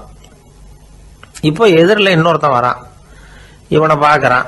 இவன் போட்டிருக்கிற சட்டையை பார்க்குறான். ஆஹா, அற்புதம்ங்கிறான். சும்மா சொல்லக்கூடாது, ரொம்ப நல்லா இருக்கு, நிச்சயமா இது இந்த ஊர் மேல தெருவில் இருக்கிற ஒருத்தன் இருக்கானே, அவன் தைச்சதா தான் இருக்கணும் அப்படின்னா. இதை கேட்டதான் அவனுக்கு ஆச்சரியம். எப்படி அவ்வளவு கரெக்டா கண்டுபிடிச்சிங்க அப்படின்னு கேட்டிருக்கான். இதுக்கு அந்த வழிபோகன்னு சொன்னானா, அவன் ரொம்ப கெட்டிக்காரன், உங்களை மாதிரி உடம்பும் கையும் வளைஞ்சு போன ஒரு ஆசாமிக்கு அவனை தவிர வேற யாராலேயும் இவ்வளவு பொருத்தமான ஒரு சட்டையை தைக்க முடியாது அப்படின்னானா. பாருங்க, அவனுக்காக இவன் அனுசரிக்க போய் இவனோட நிலைமை எப்படி ஆயிடுது பாருங்க. இதே மாதிரி தான் சில சடங்குகளும் சம்பிரதாயங்களும் நம்மளை கோமாளி ஆக்கி விட்டுரும். எதுவா இருந்தாலும் அதுல அறிவுபூர்வமான அணுகுமுறை அவசியம். ஒரு நர்ஸ் அவசரமா ஓடி டாக்டர் கிட்ட சொல்லிச்சான், டாக்டர், ஒரு தப்பு நடந்து போச்சு, 10ஆம் நம்பர் பெட்ல இருக்கிற பேஷண்ட்டுக்கு காலில் ஆபரேஷன் பண்றதுக்கு பதிலாக கையில் ஆபரேஷன் பண்ணி விட்டீங்க, கை ஆபரேஷன் பண்ணிக்க வேண்டிய ஆள் 7ஆம் நம்பர் பெட்ல இருக்கார் அப்படின்னு தான். அதுக்கு ஒரு பதட்டப்படாம சொன்னாராம், பரவாயில்ல, இவரை தூக்கி 7ஆம் நம்பர் பெட்ல போட்டுரு அப்படின்னாராம். ஒரு ஊர்ல ஒரு பெரியவர் இருந்தார். அவர் ஒரு குரு. அவர் தொடர்ந்து தியான கூட்டங்கள் நடத்துவார். அந்த கூட்டத்துல கலந்துக்கிறதுக்காக பல ஊர்கள்ல இருந்து சீடர்கள் நிறைய பேர் வருவாங்க போவாங்க. ஒரு நாள் அங்க கூட்டம் நடந்துகிட்டு இருக்குது. அந்த சமயத்துல சீடர்கள்ல ஒருத்தன் என்னத்தையே திருடி விட்டான். மற்ற சீடர்கள் அதை கவனிச்சுட்டாங்க. இவன் ஆப்பிட்டுக்கிட்டான். கூட்டம் முடிஞ்ச பிற்பாடு இவன் திருடின விஷயத்த அந்த பெரியவர்கிட்ட போய் சொன்னாங்களாம். அவர் கவனத்துக்கு கொண்டுகிட்டு போனாங்க. ஆனால் அவர் இதை காதிலே போட்டுக்கல, கண்டுக்கவே இல்லை. போய் சொன்ன சீடர்களுக்கெல்லாம் ஏமாத்தமாக போயிட்டுது. என்ன இது, இவ்வளவு தூரம் நாம் கண்டுபிடிச்சி போய் சொல்கிறோம், அவர் கண்டுக்கவே மாட்டேங்கிறாரே அப்படின்னு ஒரு மாதிரி ஆயிட்டாங்க. இருந்தாலும் அதை பற்றி ஒன்றுமே சொல்லிக்கல, பேசாமல் இருந்துட்டாங்க. கொஞ்ச நாள் ஆச்சு. அதே ஆள் மறுபடியும் ஒரு திருட்டில் மாட்டிக்கிட்டான். சீடர்கள் மறுபடியும் அந்த குரு கிட்ட விஷயத்த சொன்னாங்க. அவர் அப்பவும் வழக்கம் போல சும்மாவே இருந்துட்டார். இவர் இப்படி இருக்கிறத பார்த்ததும் அந்த சீடர்களுக்கு கோபம் வந்துட்டுது. உடனே அந்த சீடர்கள்லாம் ஒன்று கூடி பேசினாங்களாம். எல்லாருமா சேர்ந்து ஒரு விண்ணப்பம் தயார் பண்ணாங்க. அதை குருநாதர்கிட்ட கொண்டுட்டு போய் கொடுத்தாங்க. அந்த விண்ணப்பத்தில் இவங்க என்ன எழுதியிருக்கிறாங்க தெரியுமா? குருநாதர் அவர்களே, உடனே திருடனவன் மீது சட்ட நடவடிக்கை எடுக்கணும். நீங்கள் அப்படி அவனை இங்கே சேர்க்கக்கூடாது. நீங்கள் சேர்த்தீங்கன்னா நாங்கள் இங்கே இருக்கிறத பற்றி யோசிக்க ஆரம்பிச்சிருவோம். அவனை இந்த மடத்தை விட்டே துரத்தி பண்ணணும். நீங்கள் அவனை வெளியில் அனுப்புங்க, இல்லைன்னா நாங்கள் அத்தனை பேரும் வெளியில் போயிடுறோம். இப்படி தான் அந்த விண்ணப்பத்தில் எழுதியிருக்கிறாங்க. குரு அந்த விண்ணப்பத்தை வாங்கி படித்து பார்த்தார். அதுக்கப்புறம் அதை எழுதின அத்தனை பேரையும் கூப்பிட்டாரு. எல்லாரும் இப்படி வாங்கன்னாரு. வந்தாங்க. இப்படி என் எதிரில் உட்காருங்கன்னார். உட்காந்தாங்க. அப்புறம் சொன்னார், இதை பாருப்பா, நீங்கள் எல்லாரும் புத்திசாலிகள். உங்களுக்கு எது நல்லது எது கெட்டதுங்கிறது நல்லா தெரியும். நீங்கள் மேற்கொண்டு ஏதாவது படிக்கணும்னு நினச்சா வேறு எங்கே வேணும்னாலும் போகலாம். அதுக்கு நான் தடை சொல்ல மாட்டேன். ஆனால் உங்களால் குற்றம் சாட்டப்பட்ட அவன் இருக்கானே, அவன் எப்படின்னா அவனுக்கு எது நல்லது எது கெட்டதுங்கிறதெல்லாம் தெரியாது. அதனால தான் திருடுறான். நீங்கள் சொல்கிறது மாதிரி அவனை அடித்து துரத்தி விடுறோம்னு வச்சுக்கோங்க, அவனுக்கு எப்படி நல்லது கெட்டது தெரியும்? அவனுக்கு அதை யார் சொல்லி கொடுக்கறது? அதனால் இங்கேயே இருக்கட்டும், அதுதான் சரி. இதுக்காக நீங்கள் எல்லாரும் என்னை விட்டுட்டு போனாலும் சரி, அவனை நான் விரட்ட மாட்டேன் அப்படின்னு விட்டாரான். இவ்வளவையும் திருடனை அந்த சீடன் கேட்டுக்கிட்டே இருந்திருக்கான். அவன் கண்களில் கண்ணீர். அப்படியே எழுந்திரிச்சு வந்தான். குரு காலில் விழுந்தான். அவன் கண்ணீரில் அவனது தீமை கழுவப்பட்டது அப்படிம்பாங்க. அதாவது சீடர்களுக்கு அந்த குருவோட பெருமை அப்போ தான் புரிஞ்சுதான். ஒரு நல்ல ஆசிரியர் இருக்காருன்னு வச்சுக்கோங்க, நல்லா படிக்கிற பையனுக்கு தான் பாடம் சொல்லி கொடுப்பேன்னா அது என்ன பெரிய விஷயமா? மோசமாக படிக்கிறவனையும் மாற்றி காட்டுறேங்கிறது தான் பெருமை. இந்த காலத்து குரு ஒருத்தர் ஒரு ஆசிரமம் வச்சு நடத்திட்டு வந்தார். நிறைய பேர் தினம் வருவாங்க போவாங்க. ஒரு நாள் ஒருத்தன் வந்தான். அந்த குரு முன்னாடி போய் நின்னான். ஐயா, என்ன உங்கள் சீடனாக ஏற்றுக்கணும்னா. அந்த குரு நிமிர்ந்து பார்த்தார். உன்னுடைய நோக்கம் என்னன்னு கேட்டார். ஐயா, உங்ககிட்ட கொஞ்ச நாள் இருந்தேன்னா நல்ல பழக்க வழக்கங்களை கற்றுக்கலாம். அதுக்கப்புறம் வெளியில் போய் ஒரு நல்ல தொழில் தொடங்கி வாழ்க்கையில் முன்னுக்கு வரணுங்கிறது தான் என்னோட நோக்கம் அப்படின்னா. நீ சொல்கிறது சரி, ஆனால் உன்னால் இங்கே நல்ல பழக்க வழக்கங்களை கற்றுக்க முடியலேன்னு வச்சுக்கோ, அப்போ என்ன பண்ணுவேன் அப்படின்னு கேட்டார் அவர். அப்படி ஆச்சுன்னா என்ன, உங்களை மாதிரியே ஒரு ஆசிரமம் ஆரம்பித்து அதுக்கு குருவாக இருந்துட்டு போகிறேன் அப்படின்னா. கடற்கரை ஓரமாக ஒரு பெரியவர் கையால் மணலை கீறிக்கிட்டே உட்காந்துருக்கிறார். என்னத்தையும் தேடிட்டு இருக்கிறது மாதிரி தெரிஞ்சுது. மெதுவாக கிட்டத்தில் போய் என்னத்தை தேடிட்டு இருக்கிறீங்க அப்படின்னு கேட்டோம். அவரு சாவகாசமாக நிமிர்ந்து பார்த்து நிம்மதியை தேடிட்டு இருக்கிறேன்னார். நாங்கள் ஒரு மாதிரி ஆயிட்டோம். இருந்தாலும் சமாளிச்சுக்கிட்டு, சார், மணலில் கிழிஞ்சல் தான் கிடைக்கும், நிம்மதி கிடைக்காது அப்படின்னோம். சரி, இன்னைக்கு வசமா நம்மகிட்ட ஒரு ஆள் மாட்டிக்கிட்டார் அப்படின்னு நினைச்சு அவர் பக்கமா போய் உட்காந்துக்கிட்டு கதை சொல்ல ஆரம்பிச்சிட்டோம். ஒரு பெரிய மன்னர் இருந்தார். அவருக்கு எல்லா வசதியும் இருந்தது. இருந்தாலும் ஒரே ஒரு குறை. அது என்னன்னா நிம்மதி இல்லைங்கிற குறை. அரண்மனையில தினமும் கலை நிகழ்ச்சி, நாட்டியம் எல்லாம் நடந்துகிட்டு தான் இருந்தது. இருந்தாலும் நிம்மதி இல்லை. சரி, நிம்மதி எங்க கிடைக்கும் அப்படின்னு தேட ஆரம்பிச்சார். உடனே அதுக்கான முயற்சிகள்ல தீவிரமா இறங்கினார். நாட்டில் உள்ள தத்துவ மேதைகளை எல்லாம் கூப்பிட்டுட்டு வர சொன்னார். எல்லாரும் சேர்ந்தாங்க. அவங்கள பார்த்து நிம்மதி எங்க இருக்குது அப்படின்னு விசாரிச்சார். அவங்களுக்கு அது தெரிஞ்சா ஏன் இப்படி ராஜா முன்னாடி நின்றுட்டு இருக்க போறாங்க? ராஜாவோட கேள்விக்கு ஒவ்வொருத்தரும் ஒவ்வொரு மாதிரி விளக்கம் கொடுக்க ஆரம்பிச்சிட்டாங்க.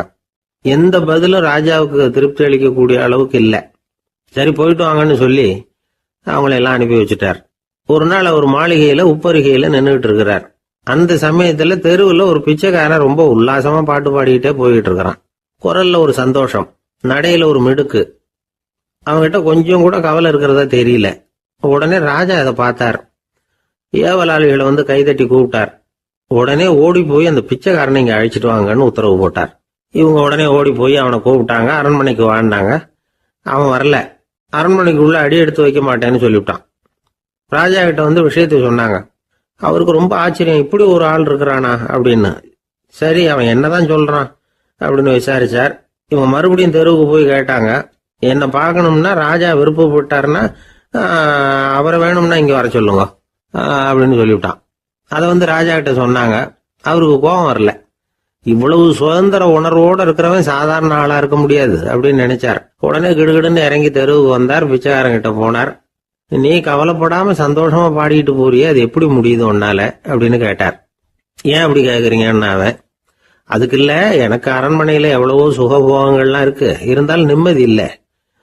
இது ஏன்னு எனக்கு தெரியல. இந்த தேசத்துல உள்ள அறிஞர்களை எல்லாம் கூப்பிட்டு கேட்டு பார்த்துட்டேன், அவங்களுக்கும் தெரியல.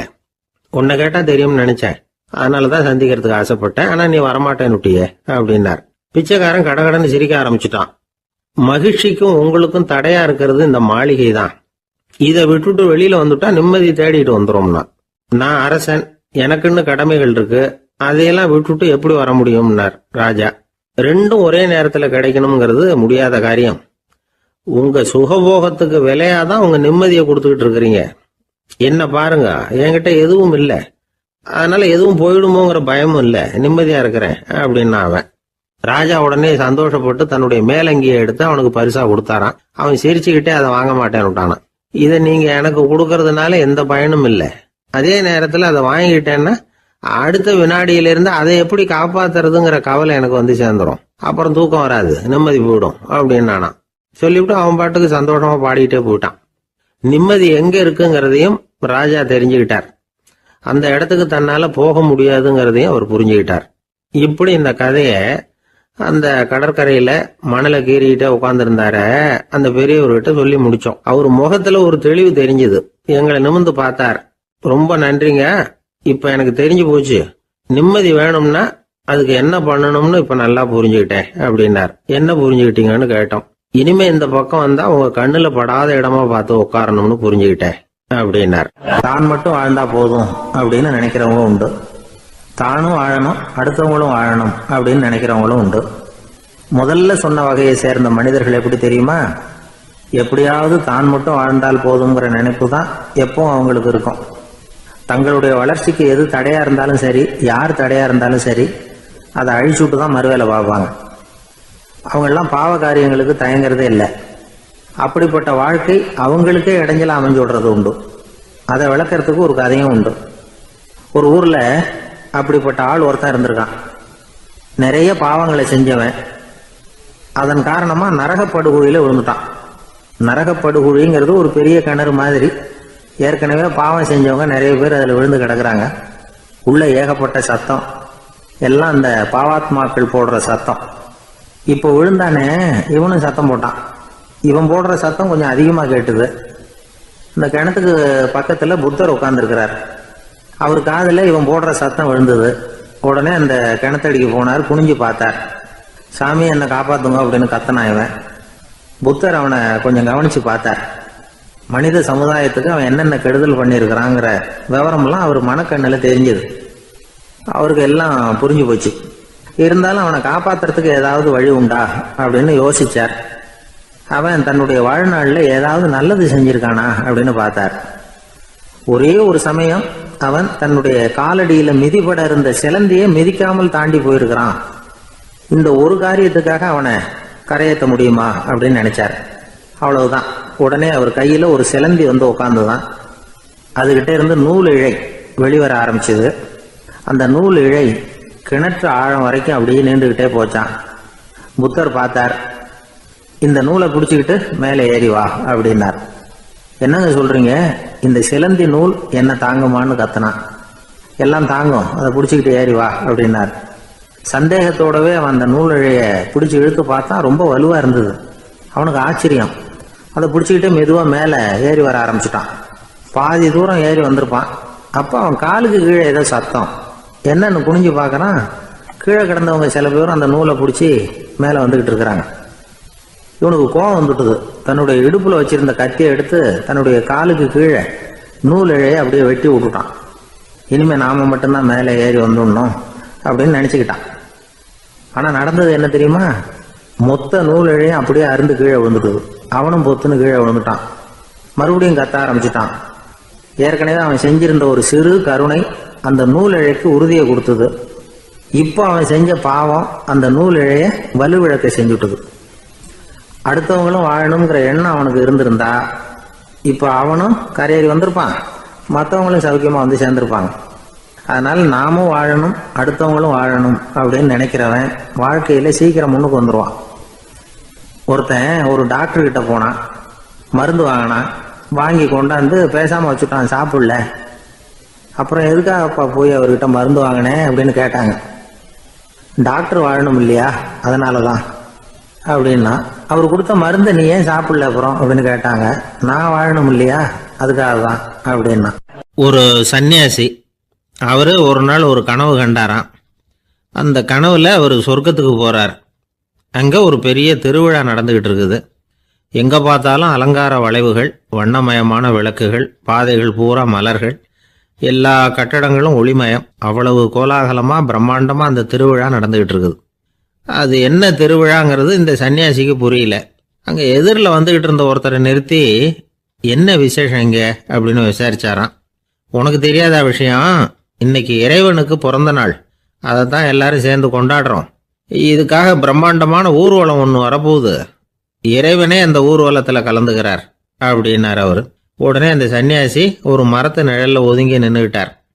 ஊர்வலம் வந்துக்கிட்டு இருக்குது. முதல்ல ஒரு குதிரை வந்துக்கிட்டு இருக்கு. அது மேலே ஒருத்தர் உட்காந்துருக்கிறார். அவருக்கு பின்னாடி நிறைய பேர் கூட்டமாக வந்துக்கிட்டு இருக்கிறாங்க. இவ்வளவு கூட்டம் இவர் பின்னாடி வருதே, யார் இவர் அப்படின்னு கேட்டார். ஒரு மதத்தின் பெயரை சொல்லி, இவர் அந்த மதத்தின் தலைவர், அவரை பின்பற்றுகிற மக்கள் கூட்டம் பின்னாடி வந்துக்கிட்டு இருக்குது அப்படின்னு விவரம் சொல்லியிருக்கிறாங்க. இவங்களுக்கு அடுத்தபடியாக இன்னொரு குதிரையில் ஒருத்தர் வந்துக்கிட்டு இருக்கிறார். அவருக்கு பின்னாடி ஏகப்பட்ட கூட்டம். இவர் யாருங்க அப்படின்னு கேட்டிருக்கார் சன்னியாசி. அங்கே இருக்கிறவங்க விவரம் சொல்லியிருக்கிறாங்க. இன்னொரு மதத்தின் பெயரை சொல்லி, இவர் அந்த மதத்தினுடைய தலைவர், அவர் வழியை பின்பற்றுகிறவர்கள் அவர் பின்னாடி கூட்டமாக வந்துக்கிட்டு இருக்கிறாங்க அப்படின்ட்டு இருக்காங்க. இப்படி ஒவ்வொருத்தராக குதிரை மேலே வந்துக்கிட்டே இருக்கிறாங்க. அவங்கள பின்பற்றியும் ஒவ்வொரு கூட்டம் வந்துக்கிட்டே இருக்குது. அந்த பெரிய ஊர்வலம் அது பாட்டுக்கு போய்கிட்டு இருக்குது. கடைசியாக அது முடிஞ்சது ரொம்ப நேரம் கழித்து. அதுக்கப்புறம் கொஞ்சம் நேரம் கழித்து ஒரு வயசான ஆள் குதிரை மேலே வந்துக்கிட்டு இருக்கிறார். ஆனால் அவருக்கு பின்னாடி யாருமே இல்லை. அவர் பரிதாபமாக தனியாக வந்துக்கிட்டு இருக்கிறார். அவர் அந்த ஊர்வலத்தை சேர்ந்தவரா இல்லையாங்கிறதே தெரியல. இவர் யார், இவர் ஏன் இப்படி தனியாக வந்துக்கிட்டு இருக்கிறார் அப்படின்னு கேட்டிருக்கார் அந்த சன்னியாசி. என்னது இப்படி கேட்குறீங்க? இவர் தான் கடவுள். இவருக்காக தான் இன்னைக்கு இந்த ஊர்வலமே நடக்குது. இவருக்கு தான் இன்னைக்கு பிறந்த நாள். முன்னாடி போகிற ஊர்வலம் பூரா இவருடைய பிறந்த நாளை கொண்டாடுறதுக்காக தான் அப்படின்ட்டுருக்காங்க. இதை கேட்டதும் அந்த சன்னியாசிக்கு திடுக்குன்னு தூக்கி போட்டிருக்கு. இது வரைக்கும் கனவு கண்டுகிட்டு இருந்தவர் முடிச்சுக்கிட்டார். அதுக்கப்புறம் தான் யோசித்து பார்த்துருக்கார். உண்மைதான், மக்கள் எல்லாரும் பக்தி மார்க்கத்தில் போகிறதா நினச்சிக்கிட்டு பாதை மாறி போய்கிட்டு இருக்கிறாங்க. கடவுளை பின்பற்றுவதாக நினைக்கிறாங்க பக்தர்கள். ஆனால் கடவுளுக்கு பின்னாடி யாருமே இல்லை. இன்னமும் இயல்பாக இதை பற்றி யோசித்து பார்த்தா, உண்மைக்கு பின்னாடி தான் நான் போய்கிட்டு இருக்கேன் அப்படின்னு நிறைய பேர் சொல்கிறாங்க. ஆனால் அந்த உண்மை அனாதையாக போய்கிட்டு இருக்குது. அப்படி ஆயிட்டுது உலகம். இந்த காலத்துலேயும் ஒரு ஊர்வலம். ஒரு பெரிய மனுஷருக்கு பிறந்த நாள் விழா. அவர் குதிரை மேலே ஏறி முன்னாடி போயிட்டு இருக்கிறார். அவருக்கு பின்னாடி ஒரு 100 பேர் தொண்டர்கள் அவங்க பாட்டுக்கு போகிறாங்க. எல்லாம் பணம் கொடுத்து ஏற்பாடு பண்ணவங்க. எல்லாம் பணம் வாங்கிட்டு முன்னாடி போயிட்டுருக்குறாங்க. கொஞ்சம் தூரம் நடந்ததும் கால் வலிக்க ஆரம்பிச்சுட்டுது. ஒவ்வொருத்தராக அப்படியே ஒதுங்க ஆரம்பிச்சிட்டாங்க. அதான் முன்னாடியே பணம் கிடச்சிட்டுதே, இனிமேல் ஒதுங்கினா என்னன்னு ஒதுங்கிட்டாங்க. ஒரு கட்டத்தில் குதிரையில் போகிறவர் தற்செயலாக திரும்பி பார்க்குறாரு. பின்னாடி யாருமே இல்லை. எல்லாரும் ஓடி போயிட்டாங்க. ஒரே ஒரு ஆள் மட்டும் ரொம்ப விசுவாசமாக பின்னாடி நடந்து வந்துக்கிட்டு இருந்தான். ஏன்ப்பா நீ மட்டும் வந்துக்கிட்டு இருக்கிறியே, நீ வீட்டுக்கு போகலையான்னு கேட்டிருக்காரு அவர். நீங்கள் அந்த குதிரையையும் அதுக்குள்ள வாடகை பணத்தையும் கொடுத்துட்டீங்கன்னா நானும் போயிடுவேன் அப்படின்னு நானும். இந்த ஒரு ஊரில் ஒருத்தர் இருந்தார். ரொம்ப நல்லவர். யாருக்காவது ஏதாவது கொடுத்துக்கிட்டே இருப்பார். கொடையாளி. தினமும் யாராவது ஒருத்தருக்கு ஏதாவது கொடுக்கலன்னா அவருக்கு தூக்கம் வராது. அப்படி ஒரு பழக்கம். அது மட்டும் இல்லை, அவர் கொடுக்கறது அடுத்தவங்களுக்கு தெரியாது. அவ்வளவு ரகசியமாக அதை கொடுப்பார். வலது கை கொடுக்கறது இடது கைக்கு தெரியக்கூடாதுன்னு சொல்லுவாங்கள்ல, அது மாதிரி அவர். ஒரு நாள் ராத்திரி அவர் ஏற்கனவே தயாராக கட்டி வச்சிருந்த பணம் முடிச்ச கையில் எடுத்துக்கிட்டு வீட்டை விட்டு வெளியில் வந்தார். தெருவில் இறங்கி நடந்தார். இன்னைக்கு யாருக்கு தர்மம் செய்கிறது அப்படின்னு யோசனை பண்ணிட்டு இருட்டில் நடந்து வந்துக்கிட்டு இருக்கிறார். யாரோ ஒருத்தர் எதிரில் வர்றது மாதிரி தெரிஞ்சுது. உடனே அவர் கிட்ட போனார். தன்கிட்ட இருந்த பணம் முடிச்சு அவசரமாக அவர் கையில் திணிச்சுட்டு திரும்பி வந்துட்டார். அப்பாடா, ஒரு வழியாக யாருக்கும் தெரியாமல் இன்னைக்கு தர்மம் பண்ணியாச்சு அப்படிங்கிற மகிழ்ச்சி, மன நிறைவு அவர் முகத்தில். நிம்மதியாக தூங்கினார். அப்புறம் எழுந்திரிச்சார். மறுநாள் காலையில் ஊர் பூரா ஒரே பேச்சு. என்ன பேச்சுன்னா, நேற்று ராத்திரி ஒரு திருடன் கையில் யாரோ பணத்தை கொடுத்துட்டு போயிருக்கிறாங்க அப்படின்னு எல்லாரும் பேசிக்கிட்டு இருக்கிறாங்க. இதை கேள்விப்பட்டதும் அந்த பெரியவருக்கு ரொம்ப வருத்தமாக போச்சு. அடடா, போயும் ஒரு திருடனுக்காக உதவி பண்ணியிருக்கிறோம், பிரயோஜனம் இல்லாமல் போட்டுதே அப்படின்னு நினச்சார். சரி, இன்னைக்கும் யாருக்காவது உதவி பண்ணணும் அப்படின்னு முடிவு பண்ணினார். ராத்திரி நேரம் வந்தது. இவர் வழக்கம் போல் தெருவில் இறங்கி நடந்தார். கையில் பணம் முடிச்சு எதிரில் ஒரு பொன் உருவம் மங்கலா தெரிஞ்சது. இவர் உடனே அந்த பெண் கிட்ட பணத்தை கொடுத்துட்டு திருப்தியா திரும்பி வந்துட்டார். மறுநாள் காலையில ஊர் பூரா என்ன பேசிக்கிட்டாங்க தெரியுமா? நேற்று ராத்திரி நெறி தவறி நடக்கிற ஒரு பெண்ணின் கையில யாரோ பணத்தை வச்சுட்டு போயிருக்கிறாங்க அப்படின்னு எல்லாரும் பேசிக்கிறாங்க. அடடா, இன்னைக்கும் தவறுதலா நடந்து போச்சு அப்படின்னு ஒரு வருத்தப்பட்டார். இருக்கட்டும், இன்னைக்கும் ஏதாவது தர்மம் பண்ணுவோம் அப்படின்னு நினைச்சுக்கிட்டாரு. 3வது நாள் ராத்திரியும் புறப்பட்டார். இப்பவும் எதிரில் ஒருத்தர் வந்தார். இவர் பணத்தை கொடுத்தார், திரும்பி வந்துட்டார். மறுநாள் மக்கள் என்ன பேசிக்கிட்டாங்கன்னா, நேற்று ராத்திரி ஒரு செல்வந்தர் கையில யாரோ பணத்தை கொடுத்துட்டு போயிருக்கிறாங்க அப்படின்னு பேசிக்கிட்டாங்களாம். அவருக்கு ரொம்ப வருத்தமா போட்டுது. என்ன இது தினம் இப்படி ஆகிட்டு இருக்குதே அப்படின்னு நினைச்சுக்கிட்டே படுத்து தூங்கினார். அன்னைக்கு ராத்திரி ஒரு கனவு. அந்த கனவுல இறைவன் வந்து சொன்னாராம், இதை பாருப்பா, நீ கொடுத்த தர்மம் வீணா போயிடல. உன்கிட்ட பணம் வாங்கின அந்த திருடன் திருந்திட்டான், அந்த பொண்ணும் திருந்திட்டா, அந்த செல்வந்தனும் கொடையாளி ஆயிட்டான், எல்லாருக்கும் உதவி பண்ண ஆரம்பிச்சுட்டான் அப்படின்னு சொன்னாராம். இந்த கதையை சொன்னவர் யாருன்னா நபிகள் நாயகம். இதுல உள்ள கருத்து என்னன்னா, நல்ல மனசோட தர்மம் பண்ணுனா அது வீணா போறதில்லை. இன்னொரு கருத்து, தர்மம் வந்து தன்னை மட்டுமல்ல அடுத்தவங்களையும் தீமையிலிருந்து காப்பாற்றும். இதுதான் நாம புரிஞ்சுக்க வேண்டியது. இந்த காலத்திலயும் இது மாதிரி சில சம்பவங்கள் நடக்கிறது உண்டு. ஒரு பெரியவர் இருட்டில் நடந்து வந்துகிட்டு இருந்தாரு. எதிரில் வந்த ஒருத்தன் வலுக்கட்டாயமா ஒரு கையை பிடிச்சி ஒரு பண முடிப்பை கொடுத்து வச்சுக்க சொல்லிவிட்டு விலகி போயிட்டான். பெரியவருக்கு ஆச்சரியம், இந்த காலத்திலயும் இப்படி வலது கை கொடுக்கறது இடது கைக்கு தெரியக்கூடாதுன்னு நினைக்கிற கொடையாளிகள் உண்டு போல இருக்கு அப்படின்னு யோசனை பண்ணிக்கிட்டே நடந்தார். கொஞ்ச தூரம் போயிருப்பாரு. அதுக்குள்ள அதே ஆள் திரும்பி வந்தான். கொடுத்த பண முடிப்பை திருப்பி கொடுங்க அப்படின்னு கேட்டு வாங்கிட்டான். இவருக்கு ஒன்றும் புரியல. ஏன் இப்படி பண்றேன்னார். அது ஒன்றும் இல்லைங்க, கொஞ்ச நேரம் இதை உங்ககிட்ட கொடுத்து வச்சிருந்தேன், அவ்வளவுதான் அப்படின்னா. ஏன்னு கேட்டார். என்னை பின்னாடி போலீஸ் தேடிக்கிட்டு வந்துகிட்டு இருக்குது, அதுதான் அப்படி பண்ணேன். இப்போ போயிட்டுது, இனிமே ஒன்றும் பயம் இல்லை அப்படின்னு சொல்லிவிட்டு அவன் பாட்டுக்கு நடந்து போறான். நம்மள மாதிரி ஒரு ஆசாமி அவன் நம்மள மாதிரியே கற்பனை பண்ணான். அதாவது நாம தான் இந்த உலகத்துல ரொம்பவும் கஷ்டப்படுறோம், மற்றவங்க எல்லாம் சந்தோஷமா இருக்கிறாங்க அப்படின்னு அவன் நினைச்சுக்கிட்டான். அவன் ஒரு நாள் கடவுளை வேண்டிக்கிட்டானா, சுவாமி, இந்த உலகத்துல எவ்வளவோ பேர் இருக்கிறாங்க, ஒவ்வொருத்தருக்கும் ஒவ்வொரு விதமான கஷ்டம் இருக்கலாம், ஒத்துக்கிறேன். இருந்தாலும் எனக்கு அது கொஞ்சம் அதிகமா இருக்கிறது மாதிரி தெரியுது. அதனால நீங்க எனக்காக ஒரு சின்ன உதவி செஞ்சா போதும். அது வந்து வேற ஒண்ணும் இல்லை, என்கிட்ட இருக்கிற துயரங்களை இன்னொருத்தர் யாருக்கிட்டையாவது கொடுத்துருங்க, அவர்கிட்ட இருக்கிற துயரங்களை என்கிட்ட மாத்தி கொடுத்துருங்க. ஒரு மியூச்சுவல் டிரான்ஸ்பர், அவ்வளவுதான். அப்படி பண்ணிவிட்டா போதும் அப்படின்னு வேண்டிக்கிட்டானா. அன்னைக்கு ராத்திரியே அவன் ஒரு கனவு கண்டிருக்கான். வானத்திலிருந்து ஒரு குரல் கேட்டிருக்கு. அது என்ன சொல்லிச்சு தெரியுமா? ஏ ஜனங்களே, எல்லாரும் அவங்கவுங்க கஷ்டங்களை ஒரு பையில போட்டு எடுத்துக்குங்க.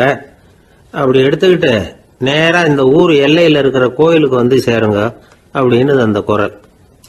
ஆஹா, கடவுள் நம்ம பிரார்த்தனைக்கு செவி சாய்ச்சுட்டார் அப்படின்னு சந்தோஷப்பட்டான் இவன். உடனே என்ன பண்ணா, தன்கிட்ட இருந்த கஷ்டத்தையெல்லாம் ஒரு சாக்கு பையில போட்டு எடுத்துக்கிட்டான். வீட்டை விட்டு வெளியில வந்தான். தெருவில் இறங்கி நடக்கிறான். அங்க பார்த்தா ஏகப்பட்ட பேர் ஆளுக்கு ஒரு பைய தூக்கிக்கிட்டு கோயிலுக்கு போயிட்டு இருக்கிறாங்க. சில பேர் மூட்டையா கட்டி தலையில சுமந்துக்கிட்டு போயிட்டு இருக்கிறாங்க. இவன் பார்த்தான். இவனுக்கு ரொம்ப ஆச்சரியமா இருந்தது. ஏன்னா எல்லாரும் வச்சிருக்கிற பைய இவன் பைய விட பெருசா இருந்தது. இவன் பை தான் இருக்கிறதுலயே கொஞ்சம் சின்னதா தெரிஞ்சது. இப்ப அவன் மறுபடியும் சாமியை வேண்டிக்கிட்டான், கடவுளே, இப்ப உள்ள சூழ்நிலையை கவனிச்சா என்கிட்ட இருக்கிற பைய பரவாயில்லன்னு தோணுது. அதனால வேற பைய எதையும் மாத்த வேணாம், இதுவே பரவாயில்ல, இந்த பையோட திரும்பி வீட்டுக்கு போனா போதும்னு நினைக்கிறேன் அப்படின்னு ஏதோ நினைக்க ஆரம்பிச்சுட்டான். எல்லாரும் கோயிலுக்கு போய் சேர்ந்தாங்க. கோயில்ல அந்த குரல் மறுபடியும் கேட்டுது.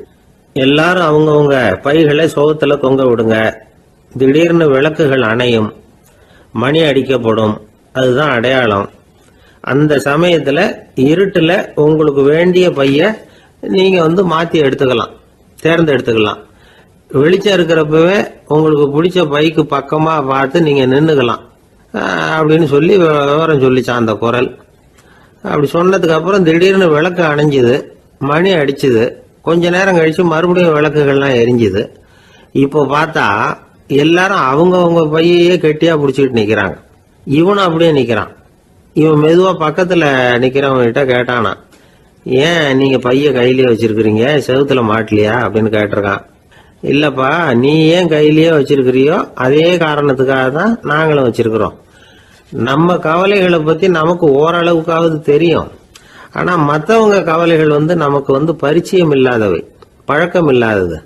அதனால நமக்கு தெரிஞ்ச கவலைகளை சமாளிக்கிறது சுலபம். தெரியாததை சமாளிக்கணும்னா மறுபடியும் ஆரம்பத்துல இருந்து ஆரம்பிக்கணும்.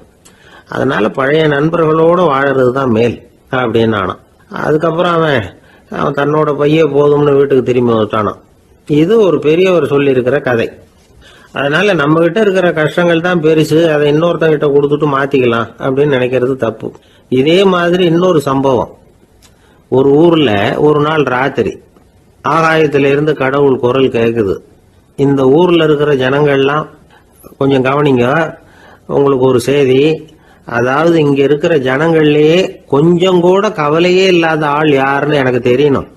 அதனால எல்லாரும் அவங்க கவலைகளை ஒரு பையில போட்டு எடுத்துக்கிட்டு கோயிலுக்கு வாங்க அப்படின்னாரு கடவுள். உடனே வரிசையா எல்லாரும் வர ஆரம்பிச்சாங்க. எல்லார் கையிலையும் பை இருந்தது, சின்னதும் பெருசுமா. கவலையே இல்லாத ஆள் யாருன்னு தேடினார் கடவுள். ஒரே ஒரு ஆள் மட்டும் கையில எதுவும் இல்லாம வெறும் கையை வீசிக்கிட்டு ரொம்ப ஜாலியா நடந்து வந்துகிட்டு இருந்தான். கடவுள் அவங்க கிட்ட போனார். ஏன்பா உனக்கு கவலையே இல்லையா அப்படின்னு கேட்டார். எனக்கும் சில கவலைகள்லாம் உண்டு அப்படின்னு அவன். எங்க அதெல்லாம்னு கேட்டிருக்காரு கடவுள். பின்னாடி லாரியில வந்துகிட்டு இருக்கு அப்படின்னு அவன். ஒரு காட்டுல ஒரு நரி இருந்தது. ஒரு நாள் காலை நேரம் அது தன்னுடைய இருப்பிடத்திலிருந்து வெளியில வந்தது. கொஞ்ச தூரம் நடந்து வந்தது. அப்பதான் அது தன்னோட நிழலை கவனிச்சு பார்த்தது. பார்த்தா அது ரொம்ப நீளமா பெருசா இருக்குது. காலை நேரத்துல நிழல் அப்படித்தானே இருக்கும். ஆனா அந்த நரிக்கு அந்த விஷயம் தெரியல. தன்னுடைய நீண்ட பெரிய நிழலை பார்த்து ஆச்சரியப்பட்டது. ஆஹா, நாம இவ்வளவு பெருசாவா இருக்கிறோம் அப்படின்னா என்னுடைய காலை சாப்பாட்டுக்கு ஒரு யானை இல்லைன்னா ஒரு ஒட்டகம் கிடைச்சாதான் சரியா இருக்கும் போல இருக்கு அப்படின்னு முடிவு பண்ணிக்கிட்டது. உடனே ஒரு யானை அல்லது ஒட்டகத்தை தேடி அலைஞ்சது, எங்க கிடைக்கும்னு. கிடைக்கவே இல்லை. மத்தியானம் 12 மணி ஆயிட்டுது. பசியோடு அலையுது. இப்ப தன்னோட நிழலை பார்த்தது. அது மத்தியான நிழல் எப்படி இருக்கும், அது ரொம்பவும் குறுகி போய் தெரிஞ்சுது.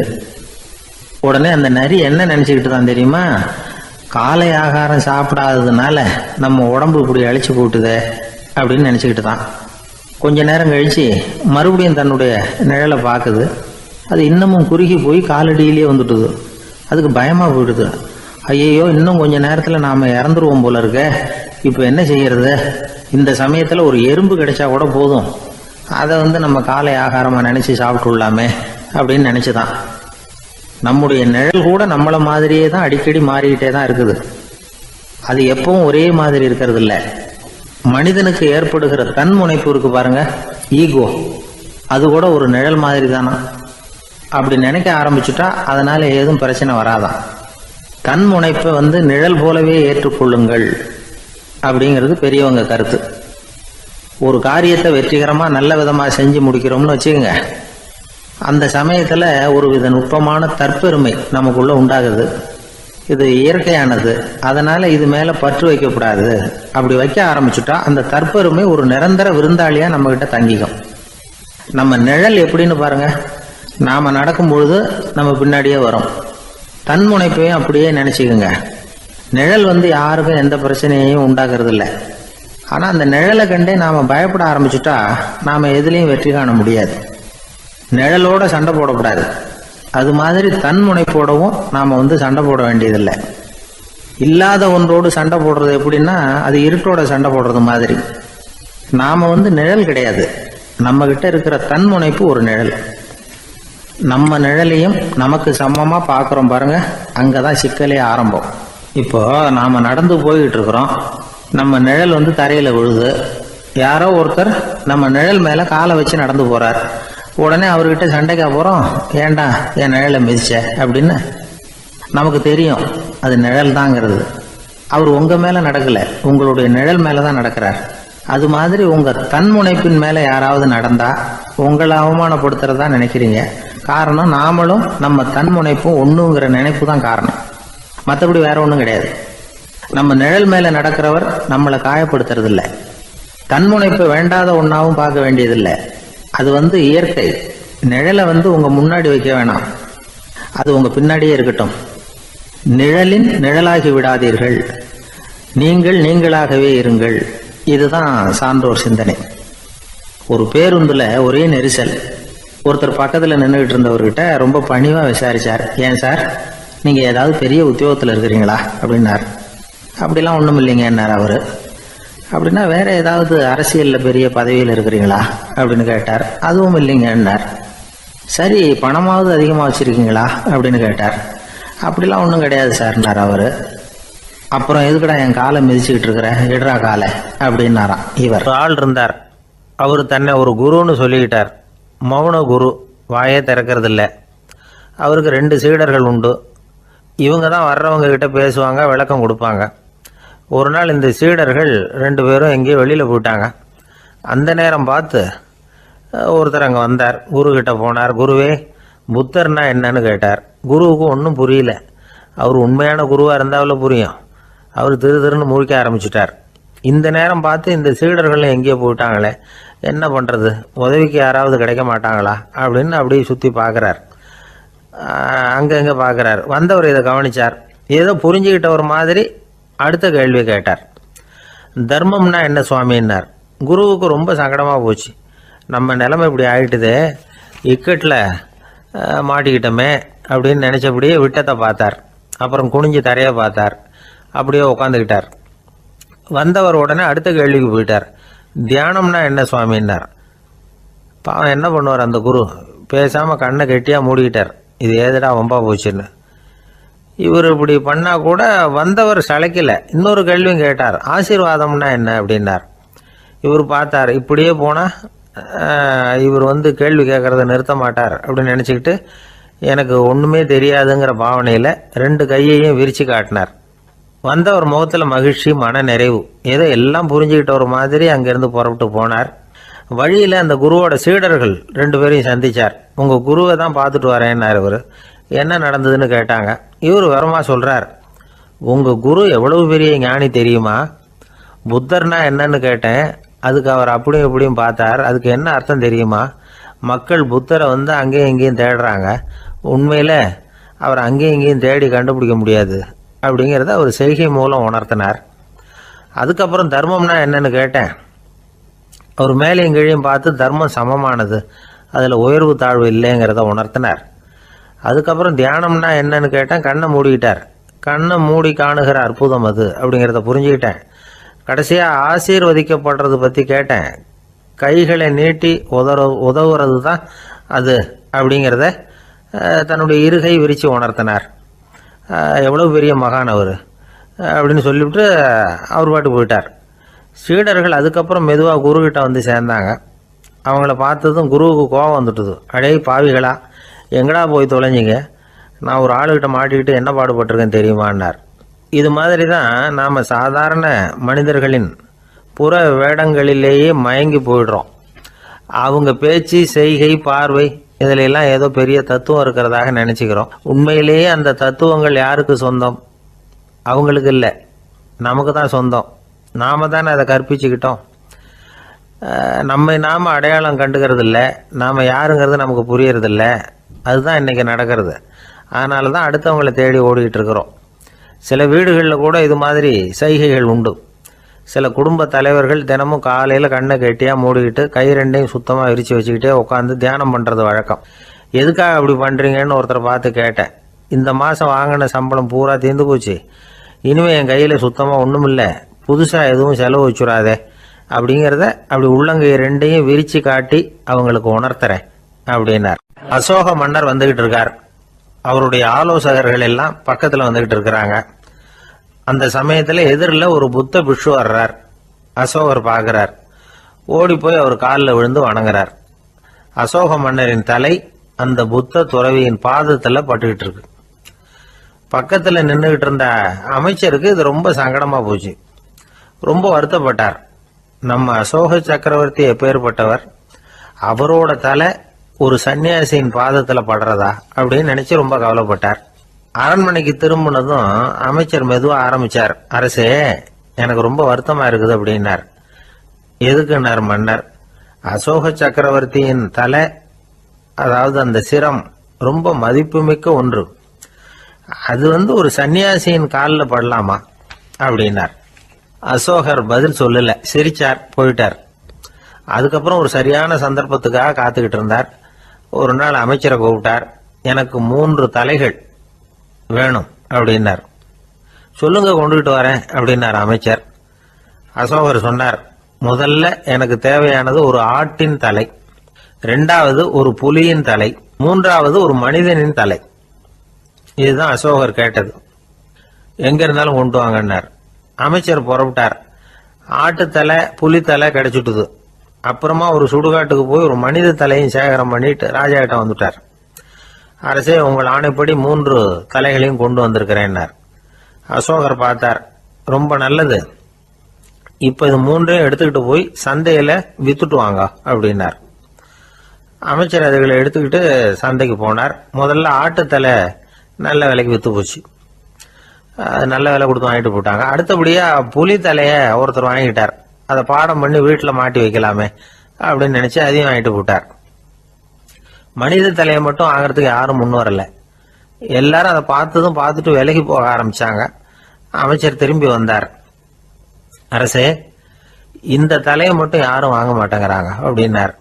சரி, பரவாயில்ல, இதை இலவசமாவே எனாமாவே யாருக்கிட்டையாவது கொடுத்துட்டு வந்துருங்க அப்படின்னார். அமைச்சர் மறுபடியும் சந்தைக்கு போனார். இதை இலவசமா தரேன், இதை வாங்கிக்கோங்க அப்படின்னார். அப்பவும் அதை யாரும் வாங்கிக்கிறதுக்கு தயாரா இல்லை. மறுபடியும் திரும்பி வந்து மன்னர்கிட்ட விவரத்தை சொன்னார். இப்போ மன்னர் சொல்றார், அமைச்சரே, உயிர் இருக்கிற வரைக்கும் தான் இந்த தலைக்கு மதிப்பு. ஜீவன் போனதுக்கு அப்புறம் அதோட மதிப்பும் போயிடுது. அதனால மதிப்பு இருக்கும் பொழுதே பெரியவர்கள் பாதம் பணிந்து அந்த புனிதத்தை பெற்றுக்கொள்ளணும் அப்படின்னார். பணிவுங்கிறது வேற, அடிமைத்தனம்ங்கிறது வேற. பெரியவர்களை பணிவது நமக்கு பெருமை தரக்கூடிய விஷயம். இதை மனசுல வச்சுக்கிட்டு எப்போ காலில் விழணும், எப்போ காலில் விழக்கூடாது அப்படிங்கிறத முடிவு பண்ணிக்கணும். ஒரு சாதாரண ஆள் நடந்து வந்துகிட்டு இருந்தார்.